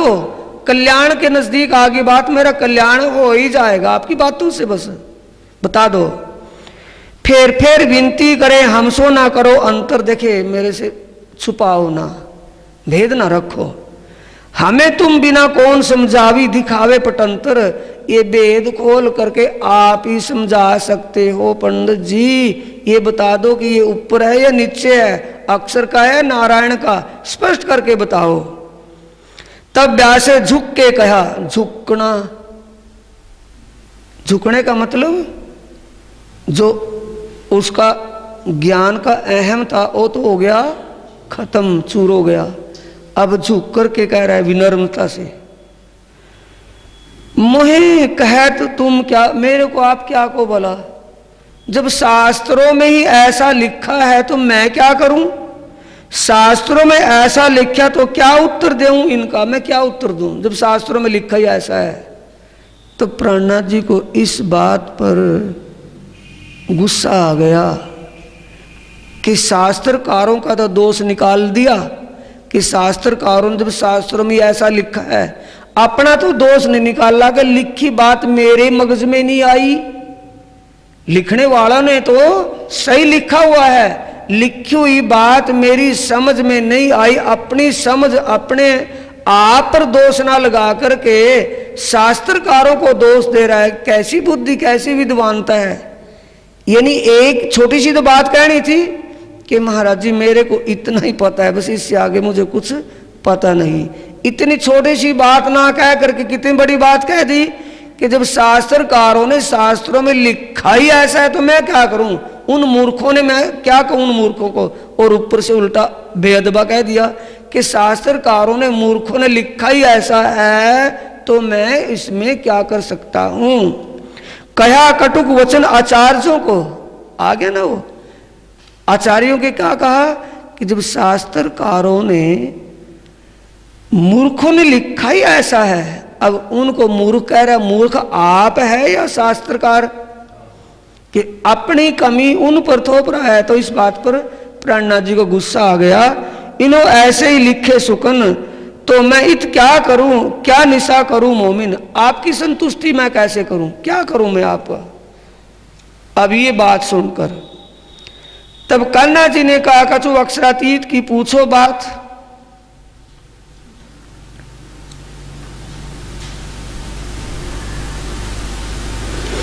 अब कान्हा जी भाई पास में खड़े थे, जब देख लिए अर्जी व्यास चुप होने लगे तो प्राणनाथ जी कहते हैं कि हे धामधनी, ये अक्षर के बारे में नहीं बता पा रहे तो इनको अक्षरातीत के बारे में तो पूछ लो कुछ। अब ध्यान से भैया, वैसे नहीं है। अर्जी व्यास तो ब्रह्म ज्ञान से परिचित थे ना, उसने तो ब्रह्म ज्ञान चर्चा सुनी नहीं थी बेचारे ने। वो तो शास्त्रों के, अपने शास्त्रों के मनमते ज्ञान उन्होंने अपना धारण किया हुआ था, शास्त्रों में पढ़ पढ़ करके, उसका मर्म तो समझा नहीं था। लेकिन कान्हा जी भाई ने तो प्राणनाथ जी की ज्ञान चर्चा सुनी हुई थी, तो उसने बेसमझी जैसी बात करी ना। क्या कह रहे हैं, तब कान्हा जी ने कहा कछु अक्षरातीत की पूछो बात। क्या जवाब करते हैं सुने इनके मुख विख्यात, क्या कहते हैं इसके मुख अरविंद, सुन तो ले सही। आया जो श्री जी को दिया धक्का कर हाथ, किसको धक्का दिया, कान्हा जी को, कि मूर्ख, ये तो मूर्ख था ही था, तू इससे भी मूर्ख है। जब तू देख रहा है कि नारायण की बात को पूर्ण रूप से नहीं जानता तो ब्रह्म की बात क्या बताएगा, और ब्रह्म की बात तब बताएगा तो पार ब्रह्म की क्या बताएगा फिर यू। जब नारायण से आगे इसका कुछ पता ही नहीं, नारायण की लीला भी इसकी पूरी समझ में नहीं आती, नारायण से आगे ब्रह्म है और ब्रह्म से आगे पार ब्रह्म है, तो वहां तक कि क्या बताएगा मूर्ख, तू भी इसके साथ मूर्ख हो गया। सामने खड़ा था, धक्का देकर कर चल पीछे हट मूर्ख, तू भी वैसी पूछने लगा। आया जो श्री जी को तो दिया धक्का कर हाथ, क्या इनको पूछे क्या है इनमो थका छर के साथ, कि है ही क्या इसके पास, क्या पूछूं इससे, तू भी इसके साथ मूर्ख हो गया। पूछूं तो तब जो इसके पास बताने को कुछ हो मामला, जब इसको नारायण से आगे ब्रह्म का ज्ञान नहीं तो पार ब्रह्म के बारे में क्या बताएगा इसको, तेरी भी अक्ल मार हो गई क्या।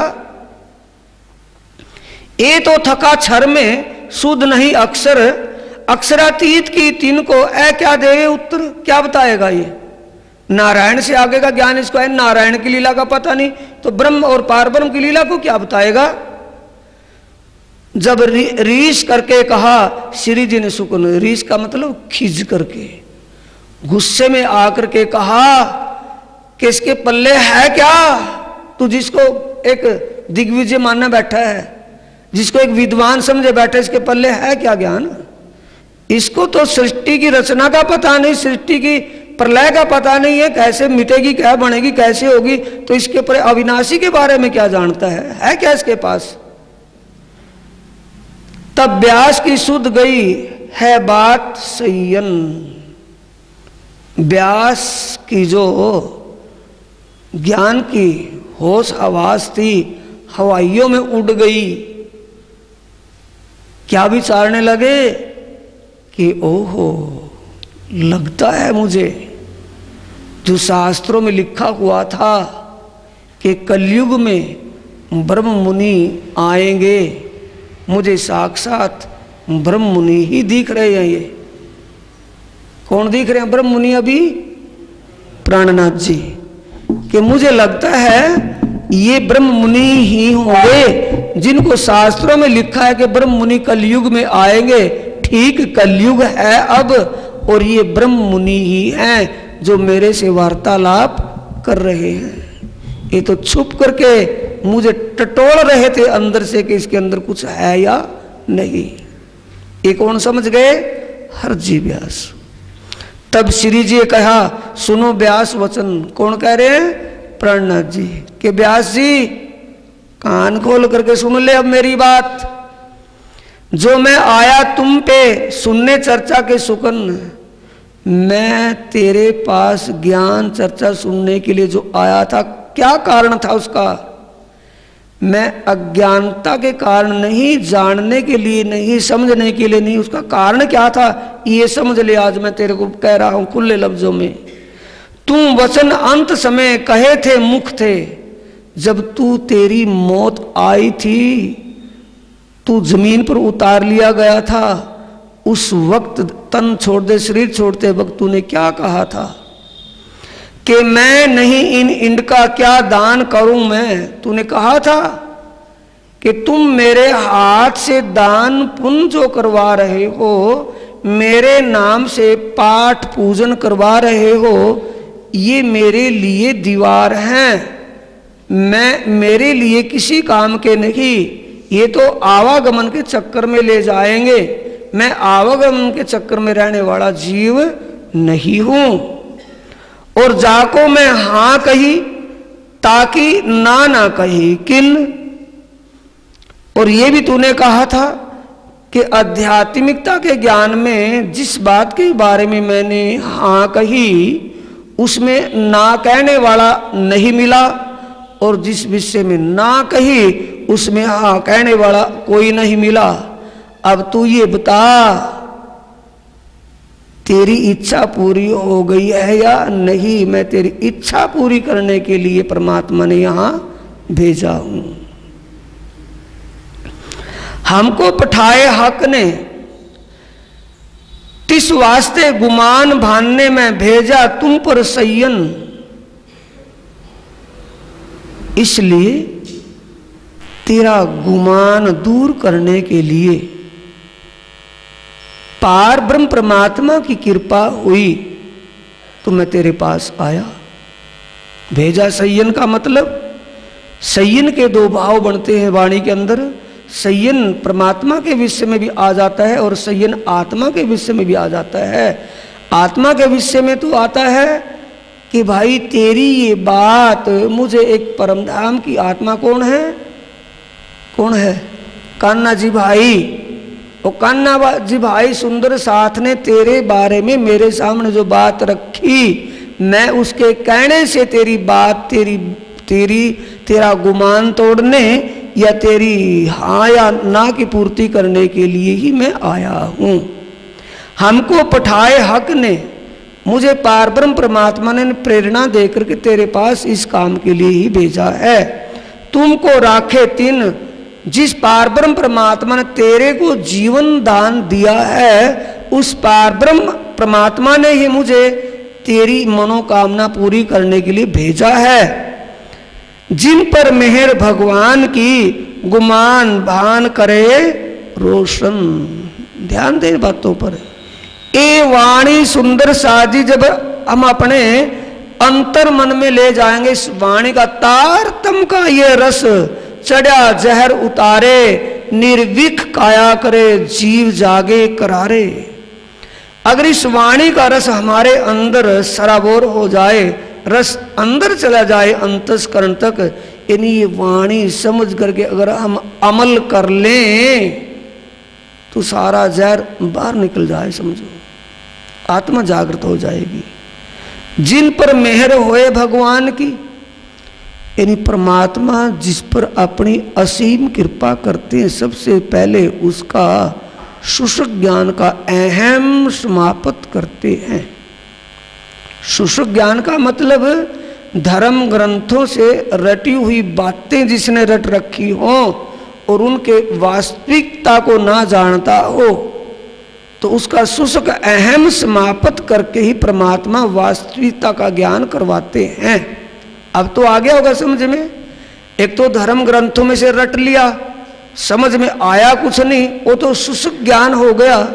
और जो उस ज्ञान की वास्तविकता को पहचान समझ ले, उससे अहम नहीं होता, उस ज्ञान से लक्ष्य प्राप्ति की तरफ ध्यान रहता है, किसी तरफ ध्यान जाता ही नहीं। लक्ष्य क्या है? मानव तन का, जीव को अखंड मुक्ति व परमात्मा का साक्षात्कार, आत्म जागृति ही हमारा एक लक्ष्य है। मानव योनि जो मिली है, इसमें आत्म जागृति ही हमारा एक परम लक्ष्य है और कोई लक्ष्य नहीं है। इस कदम कब, आत्म जागृति की तरफ कदम कब चलता है? जब अपनी भूल समझ में आने लगे कि ये मेरी वाक्य भूल है। अब आ गया समझ में। गुमान हटने का मतलब भूल। सबसे पहले परमात्मा कृपा करते हैं तो अपनी गलती, अपनी भूलें समझ में आनी शुरू हो जाती हैं, तभी भूलों से छुटकारा मिलता, वैसे छुटकारा नहीं मिलता। तब व्यासी वचन कहे। अब व्यास को भूल, अपनी भूल समझ में आई है या नहीं आई है? गुमान अहम की बात का मतलब है उसको अपनी कमी आप ही समझ में आ गई। वाक्य में थोथा चना और बाजे घना, मेरी वो गति थी। तब व्यासे वचन कहे, हे भगत राज, मैं कहा यों ही कर, मेरा अर्थ था इन काज।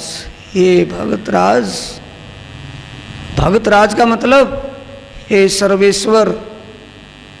भक्तों के राजा कौन है? सर्वेश्वर परमात्मा। हे भगत राज सर्वेश्वर,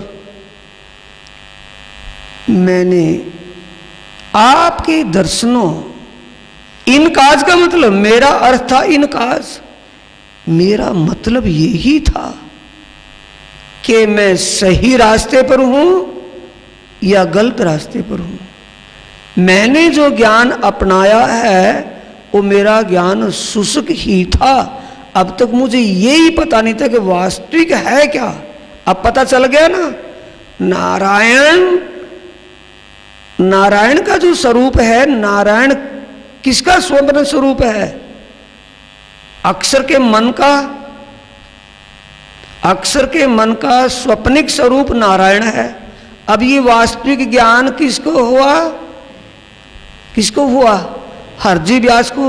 अब पता चल गया नारायण नहीं, अक्षर नहीं, नारायण और अक्षर का मन दोनों का ओ बिंब है और उसका प्रति नारायण है। बिंब और प्रति दोनों में एक समानता होने से उसका महल भी वैसा है और उसका महल भी वैसा है। वो अखंड है, ये बनने में वाला प्रतिबिंब है, ये बिंब है, यहाँ प्रति है।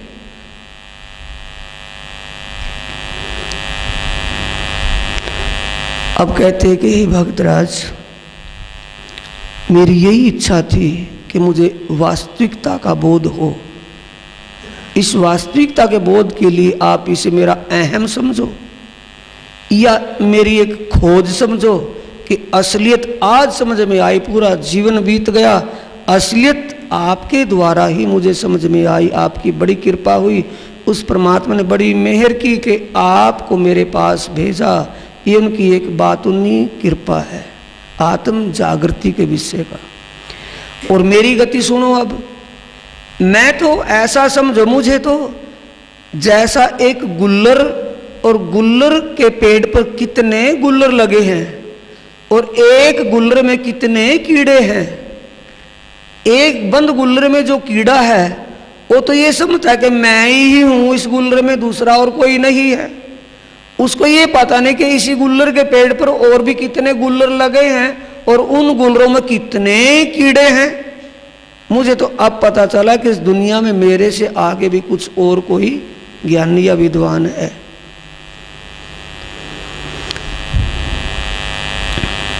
सो आज से मैं छोड़े हथियार, आगे तुम्हारे। अब क्या कह रहे हैं?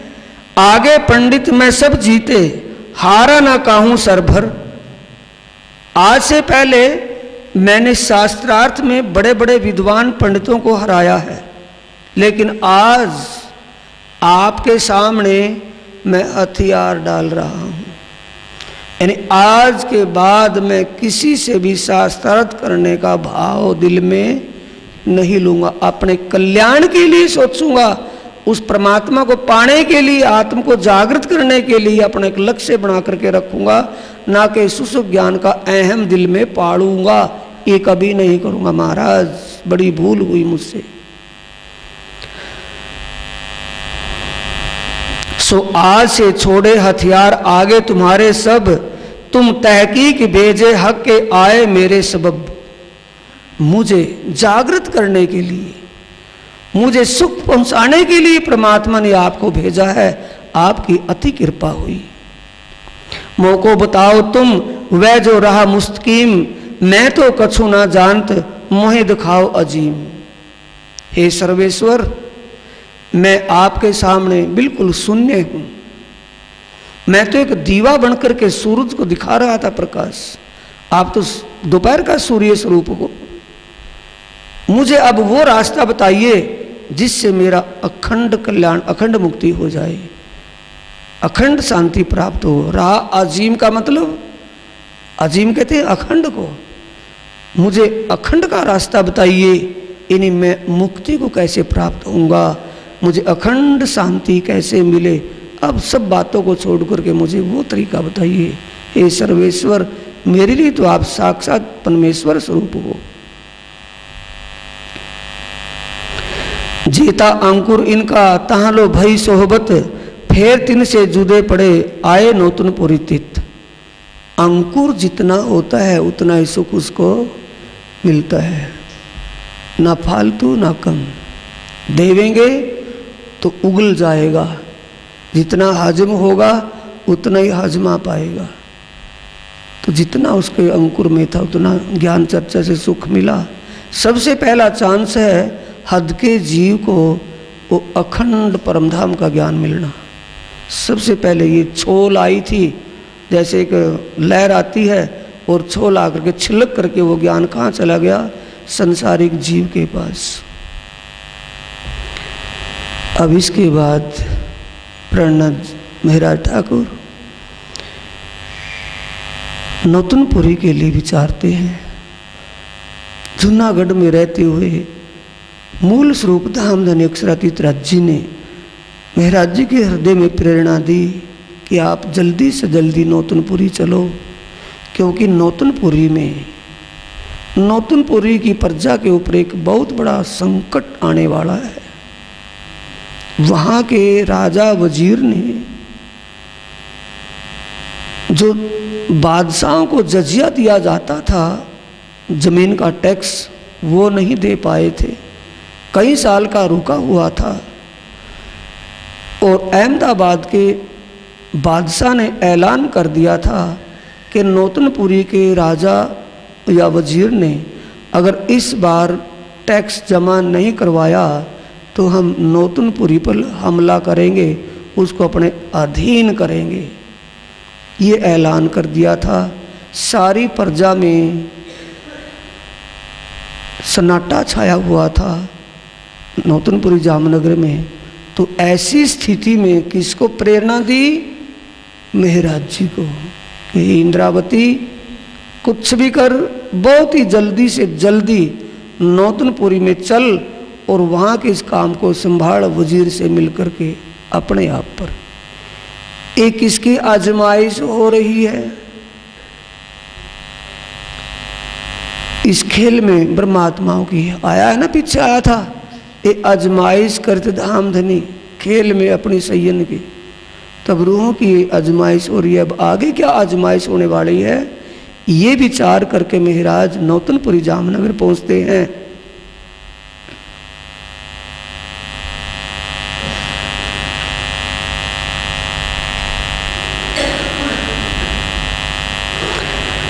कसाला उत साथ को देखा उत बैठे, तब दौड़ आए बिहारी जी पे आए बाती करिए।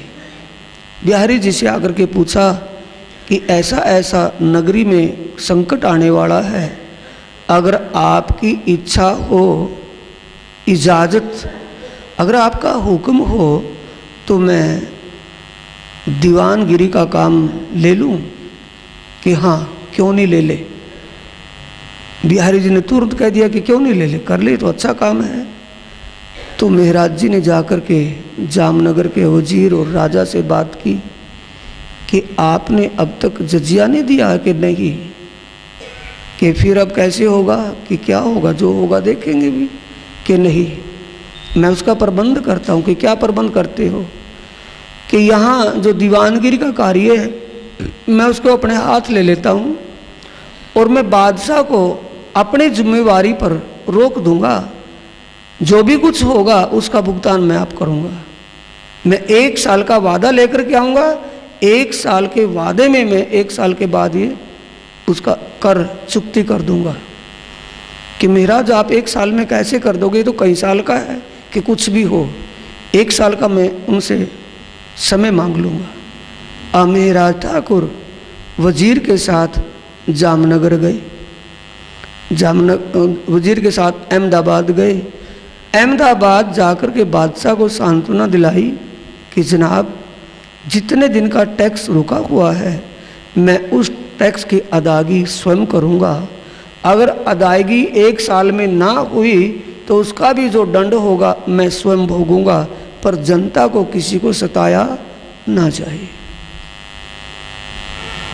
ये ब्रह्मात्मा की पहचान है सुंदर साथ जी।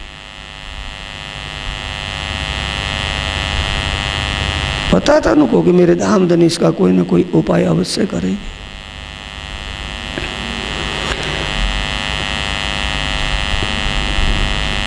फिर बिसोतरे जाम सत्ता की लई दीवानगिरी सब 1720 में, विक्रमी संवत 1720 में जामनगर की दीवानगिरी फिर ले ली। सारा कसाला सिर पर खींच लिया। तब इन 2 छुपाइयों में 2 लाइनों में सारी बात आई हुई है। दीवानगिरी ले ली, सारा कसाला सिर पर। सारा कसाला का मतलब सब जिम्मेवारी किसके सिर पर ले ली? महाराज जी ने अपनी जिम्मेवारी ले ली कि टैक्स जमा ना करवा दूं तो उसका भी दोषी मैं ही होऊंगा, जनता को कोई दोष नहीं होगा। ये जिम्मेवारी अपने ऊपर ले ली। यहाँ से फिर गुजरात गए वजीर संगजाम, तहाँ से माया छोड़ के लिया मोमिनों का सिर काम। यहाँ से फिर गुजरात गए वजीर संगजाम। कोड वर्डों में दी हुई है, सारी हेडिंग की बातें कहाँ हैं?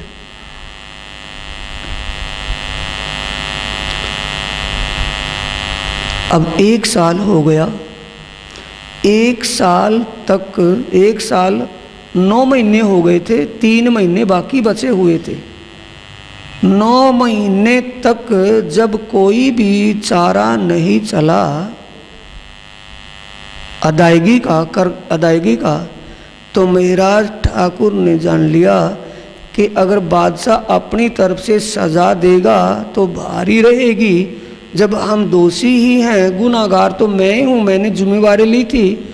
वजीर से कहा कि अब आप अहमदाबाद चलें बादशाह के दरबार में और उनसे प्रार्थना करेंगे कि अभी तक हमारा कोई बजट नहीं बन पाया, वसूली पूरी नहीं हो सकती, जितना हमारे पास है उतना आपको दे ही देंगे। चलो जो होगा वहाँ जाकर के बात करें। यहाँ से फिर गुजरात गए वजीर संग जाम। कौन? महाराज ठाकुर वजीर जामनगर के जो वजीर थे उनको साथ में लेकर के गए कि आप चलो मैं बात करूँगा। मैंने बात की थी बादशाह से, मैं स्वयं उसका जवाब दूंगा। चल के दरबार में गए, बादशाह के दरबार में पेश हुए और कहा जनाब हमारा बजट अभी पूरी वसूली का नहीं बन पाया, कुछ है लेकिन पूरा नहीं हो पाता। तो बादशाह ने कहा कि 3 महीने बाकी हैं, आप 3 महीने तक चुकती कर देना। कि मुझे नहीं लगता कि 3 महीने में भी चुकती हो जाएगा। तो फिर क्या करें कि जो आपको सज़ा देनी हो मैं सज़ावार हूँ, जो भी मर्जी आप करें। कि ठीक है, हमारी लिखित में जुबान है, लिखित में की हुई बात है 1 साल के वादे की, 3 महीने बाकी हैं, 3 महीने तक आपको और भी अवसर दे रहे हैं। अगर जो पैसा बाकी है वो पूरा करके जमा करवा दें 3 महीने के बाद तक, तब तक आपको रियासत में रखा जाएगा, तब तक आपको यहाँ हिरासत में रखेंगे, यानी कि नज़र बंद रखेंगे। और जब पैसा आ जाएगा तुमको छोड़ देंगे। अगर पैसा ना आया तो आपको जो सजाए मौत होगी वो होगी ही फांसी। ये किसी ने कहा? अहमदाबाद के नवाब ने, बादशाह ने, कि ये आपके साथ होगी। तो जामनगर का वजीर आ गया, हिरासत में किसने रख लिया? किसको रखा? महाराज को। महाराज वहाँ रुक गए और वजीर जामनगर आ गए। अब जब दिन, कितने दिन हो गए, बाकी कितने थे? 3 महीने। इस बात का पता सब किसी को चल गया, सुंदर साथ को। सब में हाहाकार मच गई कि अब महाराज नहीं बचेंगे, क्योंकि जिनको हिरासत में वहाँ हवालात कर लिया है और 3 महीने के बाद फांसी आनी है, अब कोई भी चारा नहीं। मामला पैसे का, इतना पैसा लाए कहाँ से, कैसे छुड़वाए? अब सुंदर साथ सब विवश। तो यहाँ सुंदर साथ जी पता चलता है कि समर्पण होता क्या है। समझने की बात है साथियों, प्रसंग है। बीतक किसकी है? अपनी। कि हमारा सत्य के प्रति कितना समर्पण है, कितना ईमान है। ईमान की प्रदर्शनी जुबानों से तो दुनिया करती है, ईमान और समर्पणता का भाव जुबान से कह करके तो दुनिया प्रदर्शनी करती है। लेकिन प्रदर्शनी किसकी होनी चाहिए? जुबान की या करने की? करनी रहने की प्रदर्शनी मुख से नहीं होती, वो होने से ही होती है। तो उस में खरा कौन उतरते हैं? सिर्फ एक कान्हा जी भाई। वही कान्हा जी जो हरजी व्यास के वहाँ नौकरी करता था। कान्हा जी ने विचार किया, अगर मैं इस जहान से जुदा हो जाऊंगा, मेरा जहान से जुदा होने में कोई फर्क नहीं पड़ेगा। अगर महाराज जी के साथ ये घटना घट गई तो जागने का मामला बंद हो जाएगा, सारी सेवा बंद हो जाएगी। मुझे कुछ भी करना चाहिए, महाराज जी को जेल से निकालना है। ये संकल्प किसने लिया? कान्हा जी ने। इसमें अटल विश्वास, अटूट विश्वास और समर्पणता भरी हुई है इस भाव में, या वैसे औपचारिकता के लिए गए? वो गए कहाँ? तेज कोरी के पास कि बाईजी राज महारानी अपनी एक पोशाक मुझे दीजिए। कि क्या करना है कि मैं वो करके बताऊंगा, पहले मैं कुछ नहीं बता सकता भी, जब हो जाएगा पता चल जाएगा। एक पोशाक ले ली, कहार तैयार किए। ये थोड़ा माइंड से सोचना है साथियों, सारी बातें लिखी नहीं है यहाँ, अनुभव की बातें हैं। राजपुताने की बात 400 साल पहले की बात है, कितना खतरनाक राजपुताना था, पर्दे में रहने वाला था, ऐसे नहीं। और संस्कृति थी, चाहे वो बादशाह हो या राजा हो, मुसलमान की संस्कृति के अनुसार इस्लाम से पेश आते थे, हिंदुओं की संस्कृति के अनुसार हिंदुओं से पेश आते थे, भला ही बादशाही राजा कोई भी हो। अब पहुंचे तो कैसे पहुंचे? वस्त्र तो ले लिए, तेज कुंवरी बाई की पोशाक तो ले ली, लेकिन पैर करके घूंघट करके जाए वो अकेली वहां। आज का जमाना मत सोचिए, आज के जमाने की तो बात ही कुछ नहीं है। वो जमाना 400-300 साल पहले का, तो अकेली घूंघट करके जाएगी वह या पर्दे में जाएगी? बोलो, पर्दे में जाएगी। रीति रिवाज क्या है कि पालकियों की, वजीर घर का लड़का है, महराज एक वरिष्ठ घराने से था, वैसे तो नहीं था ना, राजपूताने में जो प्रथा थी वैसी ही होनी थी। 4 कहार तैयार किए, कहारों पालकी बनाई, और पालकी में बाईजी राज के रूप में कान्हा जी भाई, बाईजी महारानी के वस्त्र पहन करके कौन बैठे उसमें? कान्हा जी। कहारों ने पालकी उठाई और दरबार में पहुंच गए, अहमदाबाद बादशाह के दरबार में। बादशाह ने पूछा कि कौन? कि हजूर, ये महराज ठाकुर की धर्म पत्नी अंतिम वक्त उनसे मिलने के लिए आई है। कि मिलने के लिए आई है? कि हाँ, कि उन्होंने तो कोई चॉइस नहीं रखी कि मुझे मिलना है किसी से।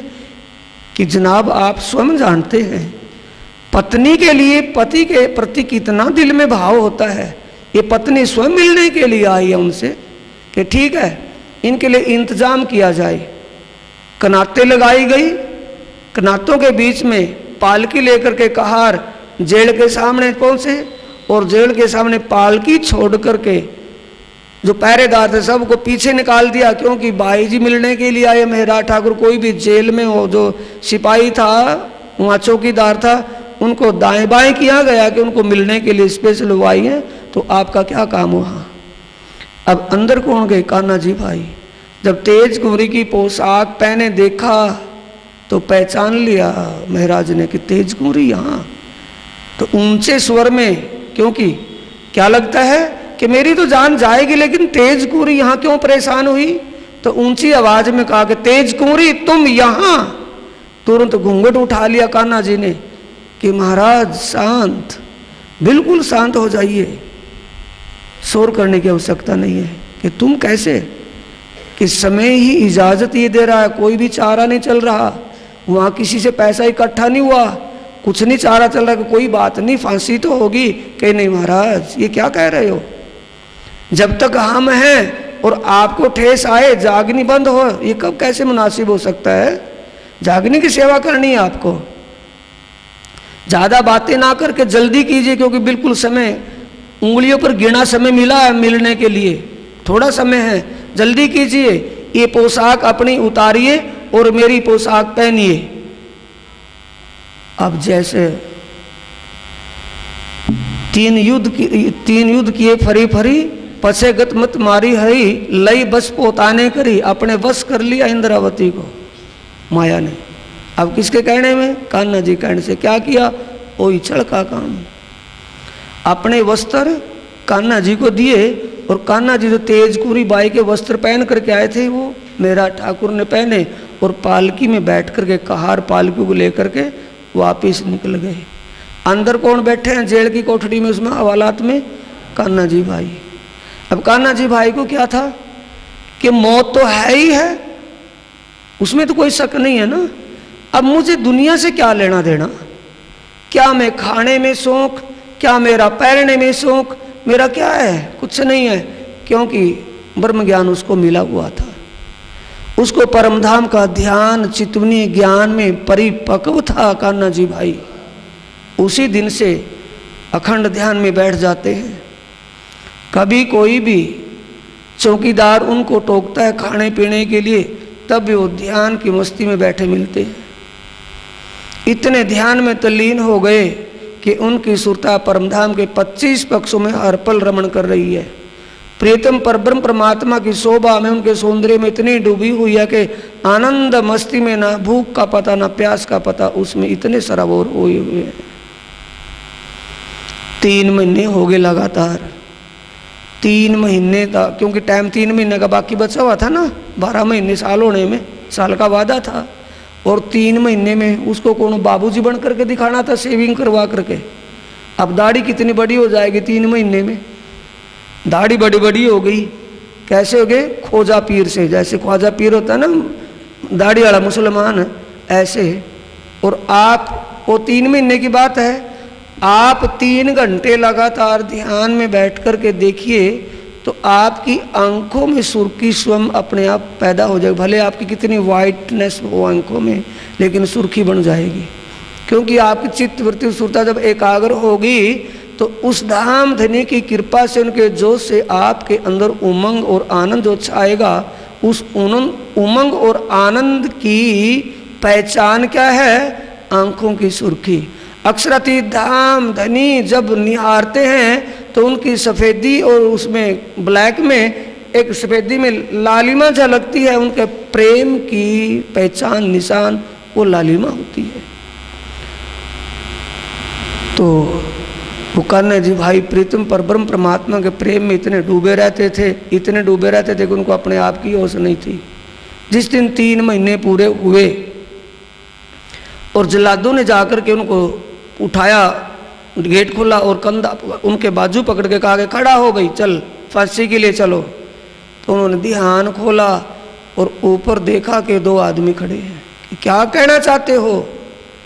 कि तुम्हें सजाए मौत का हुक्म है, कि जल्लादो सरकार को नसीहत करने लगे, बादशाह को भी अनाप शनाप के तुम शरीयत के गुलाम बादशाह, तुम्हें अपने जुल्म का भोग भोगना पड़ेगा। तुम अपने स्वार्थ सुख में ये कहर जो ढा रहे हो, इसका भोग तुम्हें भोगना ही होगा। जब ऐसी जोशीली वाणी सुनी तो जल्लादों ने देखा कि ये तो महराज ठाकुर कोई आम आदमी नहीं है। कि उनको क्या पता था कि महराज है कौन है? कि महराज ठाकुर ये तो आम आदमी नहीं, ये तो कोई खुदा का वारिस, खुदा का विशेष फरिश्ता है,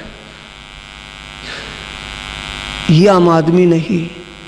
अगर ऐसे महान व्यक्ति को हम फांसी देंगे तो उसका पाप हमारे सिर आएगा। बादशाह यहाँ आकर के नहीं देखेगा कि हमने किसको फांसी दी और किसको छोड़ा है, इसको छोड़ देना चाहिए हमें। तो उन जल्लादों ने कान्हा जी भाई को कहा कि आप जाइए, हमारा तो सिर्फ ये एक बादशाह के हुक्म से कार्रवाई करना कर्म था, लेकिन आप निर्दोष हो, हमारा आपसे कोई वास्ता नहीं, आप जाइए, आप बेफिक्र होकर के चले जाइए। कान्हा जी भाई जैसे वहाँ जेल से निकल करके आए, जल्लादों ने क्या सोचा कि बादशाह ने तो हुक्म कर दिया, ऐसे महान व्यक्ति को हम अपने हाथ से मारेंगे तो मारने का दोष तो हमें हुएगा, उसमें सहभागी तो हम भी होंगे बादशाह के साथ, तो ऐसा पाप क्यों करें। अब उनके अंदर ये प्रेरणा किसने दी है? जल्लादों के अंदर ये भाव, दयालु भाव, दया का भाव किसने प्रेरित किया वहाँ? दया के सागर ने या किसी और ने? उसे कहते हैं मेहर का सागर। उस मेहरबान, कुर्बान, कृपालु ने उन जल्लादों के अंदर भी वो भाव पैदा कर दिया जो दोस्त के अंदर भी नहीं होता। कि जाइए आप। कान्हा जी भाई वहाँ से निकल करके सीधे बाईजी राज के पास पहुँचते हैं कि बाईजी महारानी, महराज जी आए थे, वो कहाँ हैं? कि कहाँ आए हैं? कि तो आल ही थे जिस दिन मैं आपसे पोशाक लेकर के गया था, 3 महीने पहले आ चुके हैं वो तो वहाँ से। कि यहाँ तो आए नहीं। सोच में हुए कि गए तो गए कहाँ, गए तो गए कहाँ। तो भाड़ लगते हुए पता लगा कि दीप बंदर में पहुंच गए वो सीधे। अहमदाबाद गुजरात फांसी के फंदे से वहां से निकल करके कहाँ गए? दीप बंदर में। क्यों कि मैं अगर जामनगर जाऊंगा तो ये सब करतूतें फिर मेरे सामने। अब मुझे जागने के लिए निकलना चाहिए। मैं वहाँ रह करके जब भी जाऊंगा तो तब भी कोई न कोई बाधाएं आएंगी। जागने का काम बाकी है, मुझे जागनी करने के लिए जाना चाहिए। तो विचार आया, जयराम भाई कंसारा हमारा गुरु भाई है, पहले से बहुत पुराना साथी है, मुझे उसके घर जाना चाहिए, देखना है कि उसकी आत्मा जागृत है या अब भी सुसुप्ति में ही सो रही है। अब सीधे कहाँ जाते हैं? दीप बंदर में। आए दीप गुजरात से सिराज भय फारक। किससे फारक हुए? माया के धंधों से। सब कुछ दिमाग से हटा दिया कि अब ना मुझे जामनगर जाना, ना घर जाना, कहीं नहीं जाना, अब मैं जागने के लिए तरफ आऊंगा। माया पूरी दिखाए के नजर करी तरफ हक। माया किसने दिखाई है? माया का पूरा बल किसने दिखाया है? धाम धनी श्री राज जी ने पूरी तरह अजमाइश कर करके निखार करके अब जागने के पथ पर खड़ा किया महाराज जी को। श्री महामती कहे ब्रह्म सृष्टि को माया में खेल की कही, अब आगे की कहूं जो बीतक भई। सुंदर साथ जी, महामती कहे ब्रह्म सृष्टि को माया में खेल की कही, अब आगे की कहूं ए जो बीतक भई। आज चर्चा तो टप है, आगे भी और अब भी। ऐसा तो कोई है ही नहीं, ये तो मीठी रोटी है, जहां से भी कुतरेंगे मीठी लगेगी, अच्छा लगेगा। लेकिन सुंदर साथ जी, समय के अनुसार अब आप वाणी को इसी चौपाई पर विराम देंगे। आज का विराम कहाँ तय वाणी में? महामती श्री प्राणनाथ जी का गुजरात से दीप बंदर में पहुंचना। कल की चर्चा कहाँ की होगी? दीप बंदर की। बोलो श्री प्राणनाथ प्यारे की जय। श्री सतगुरु महाराज चौपाई बोलेंगे। श्री महामती कहे ब्रह्म सृष्टि को माया में खेल की कही, अब आगे की कहूं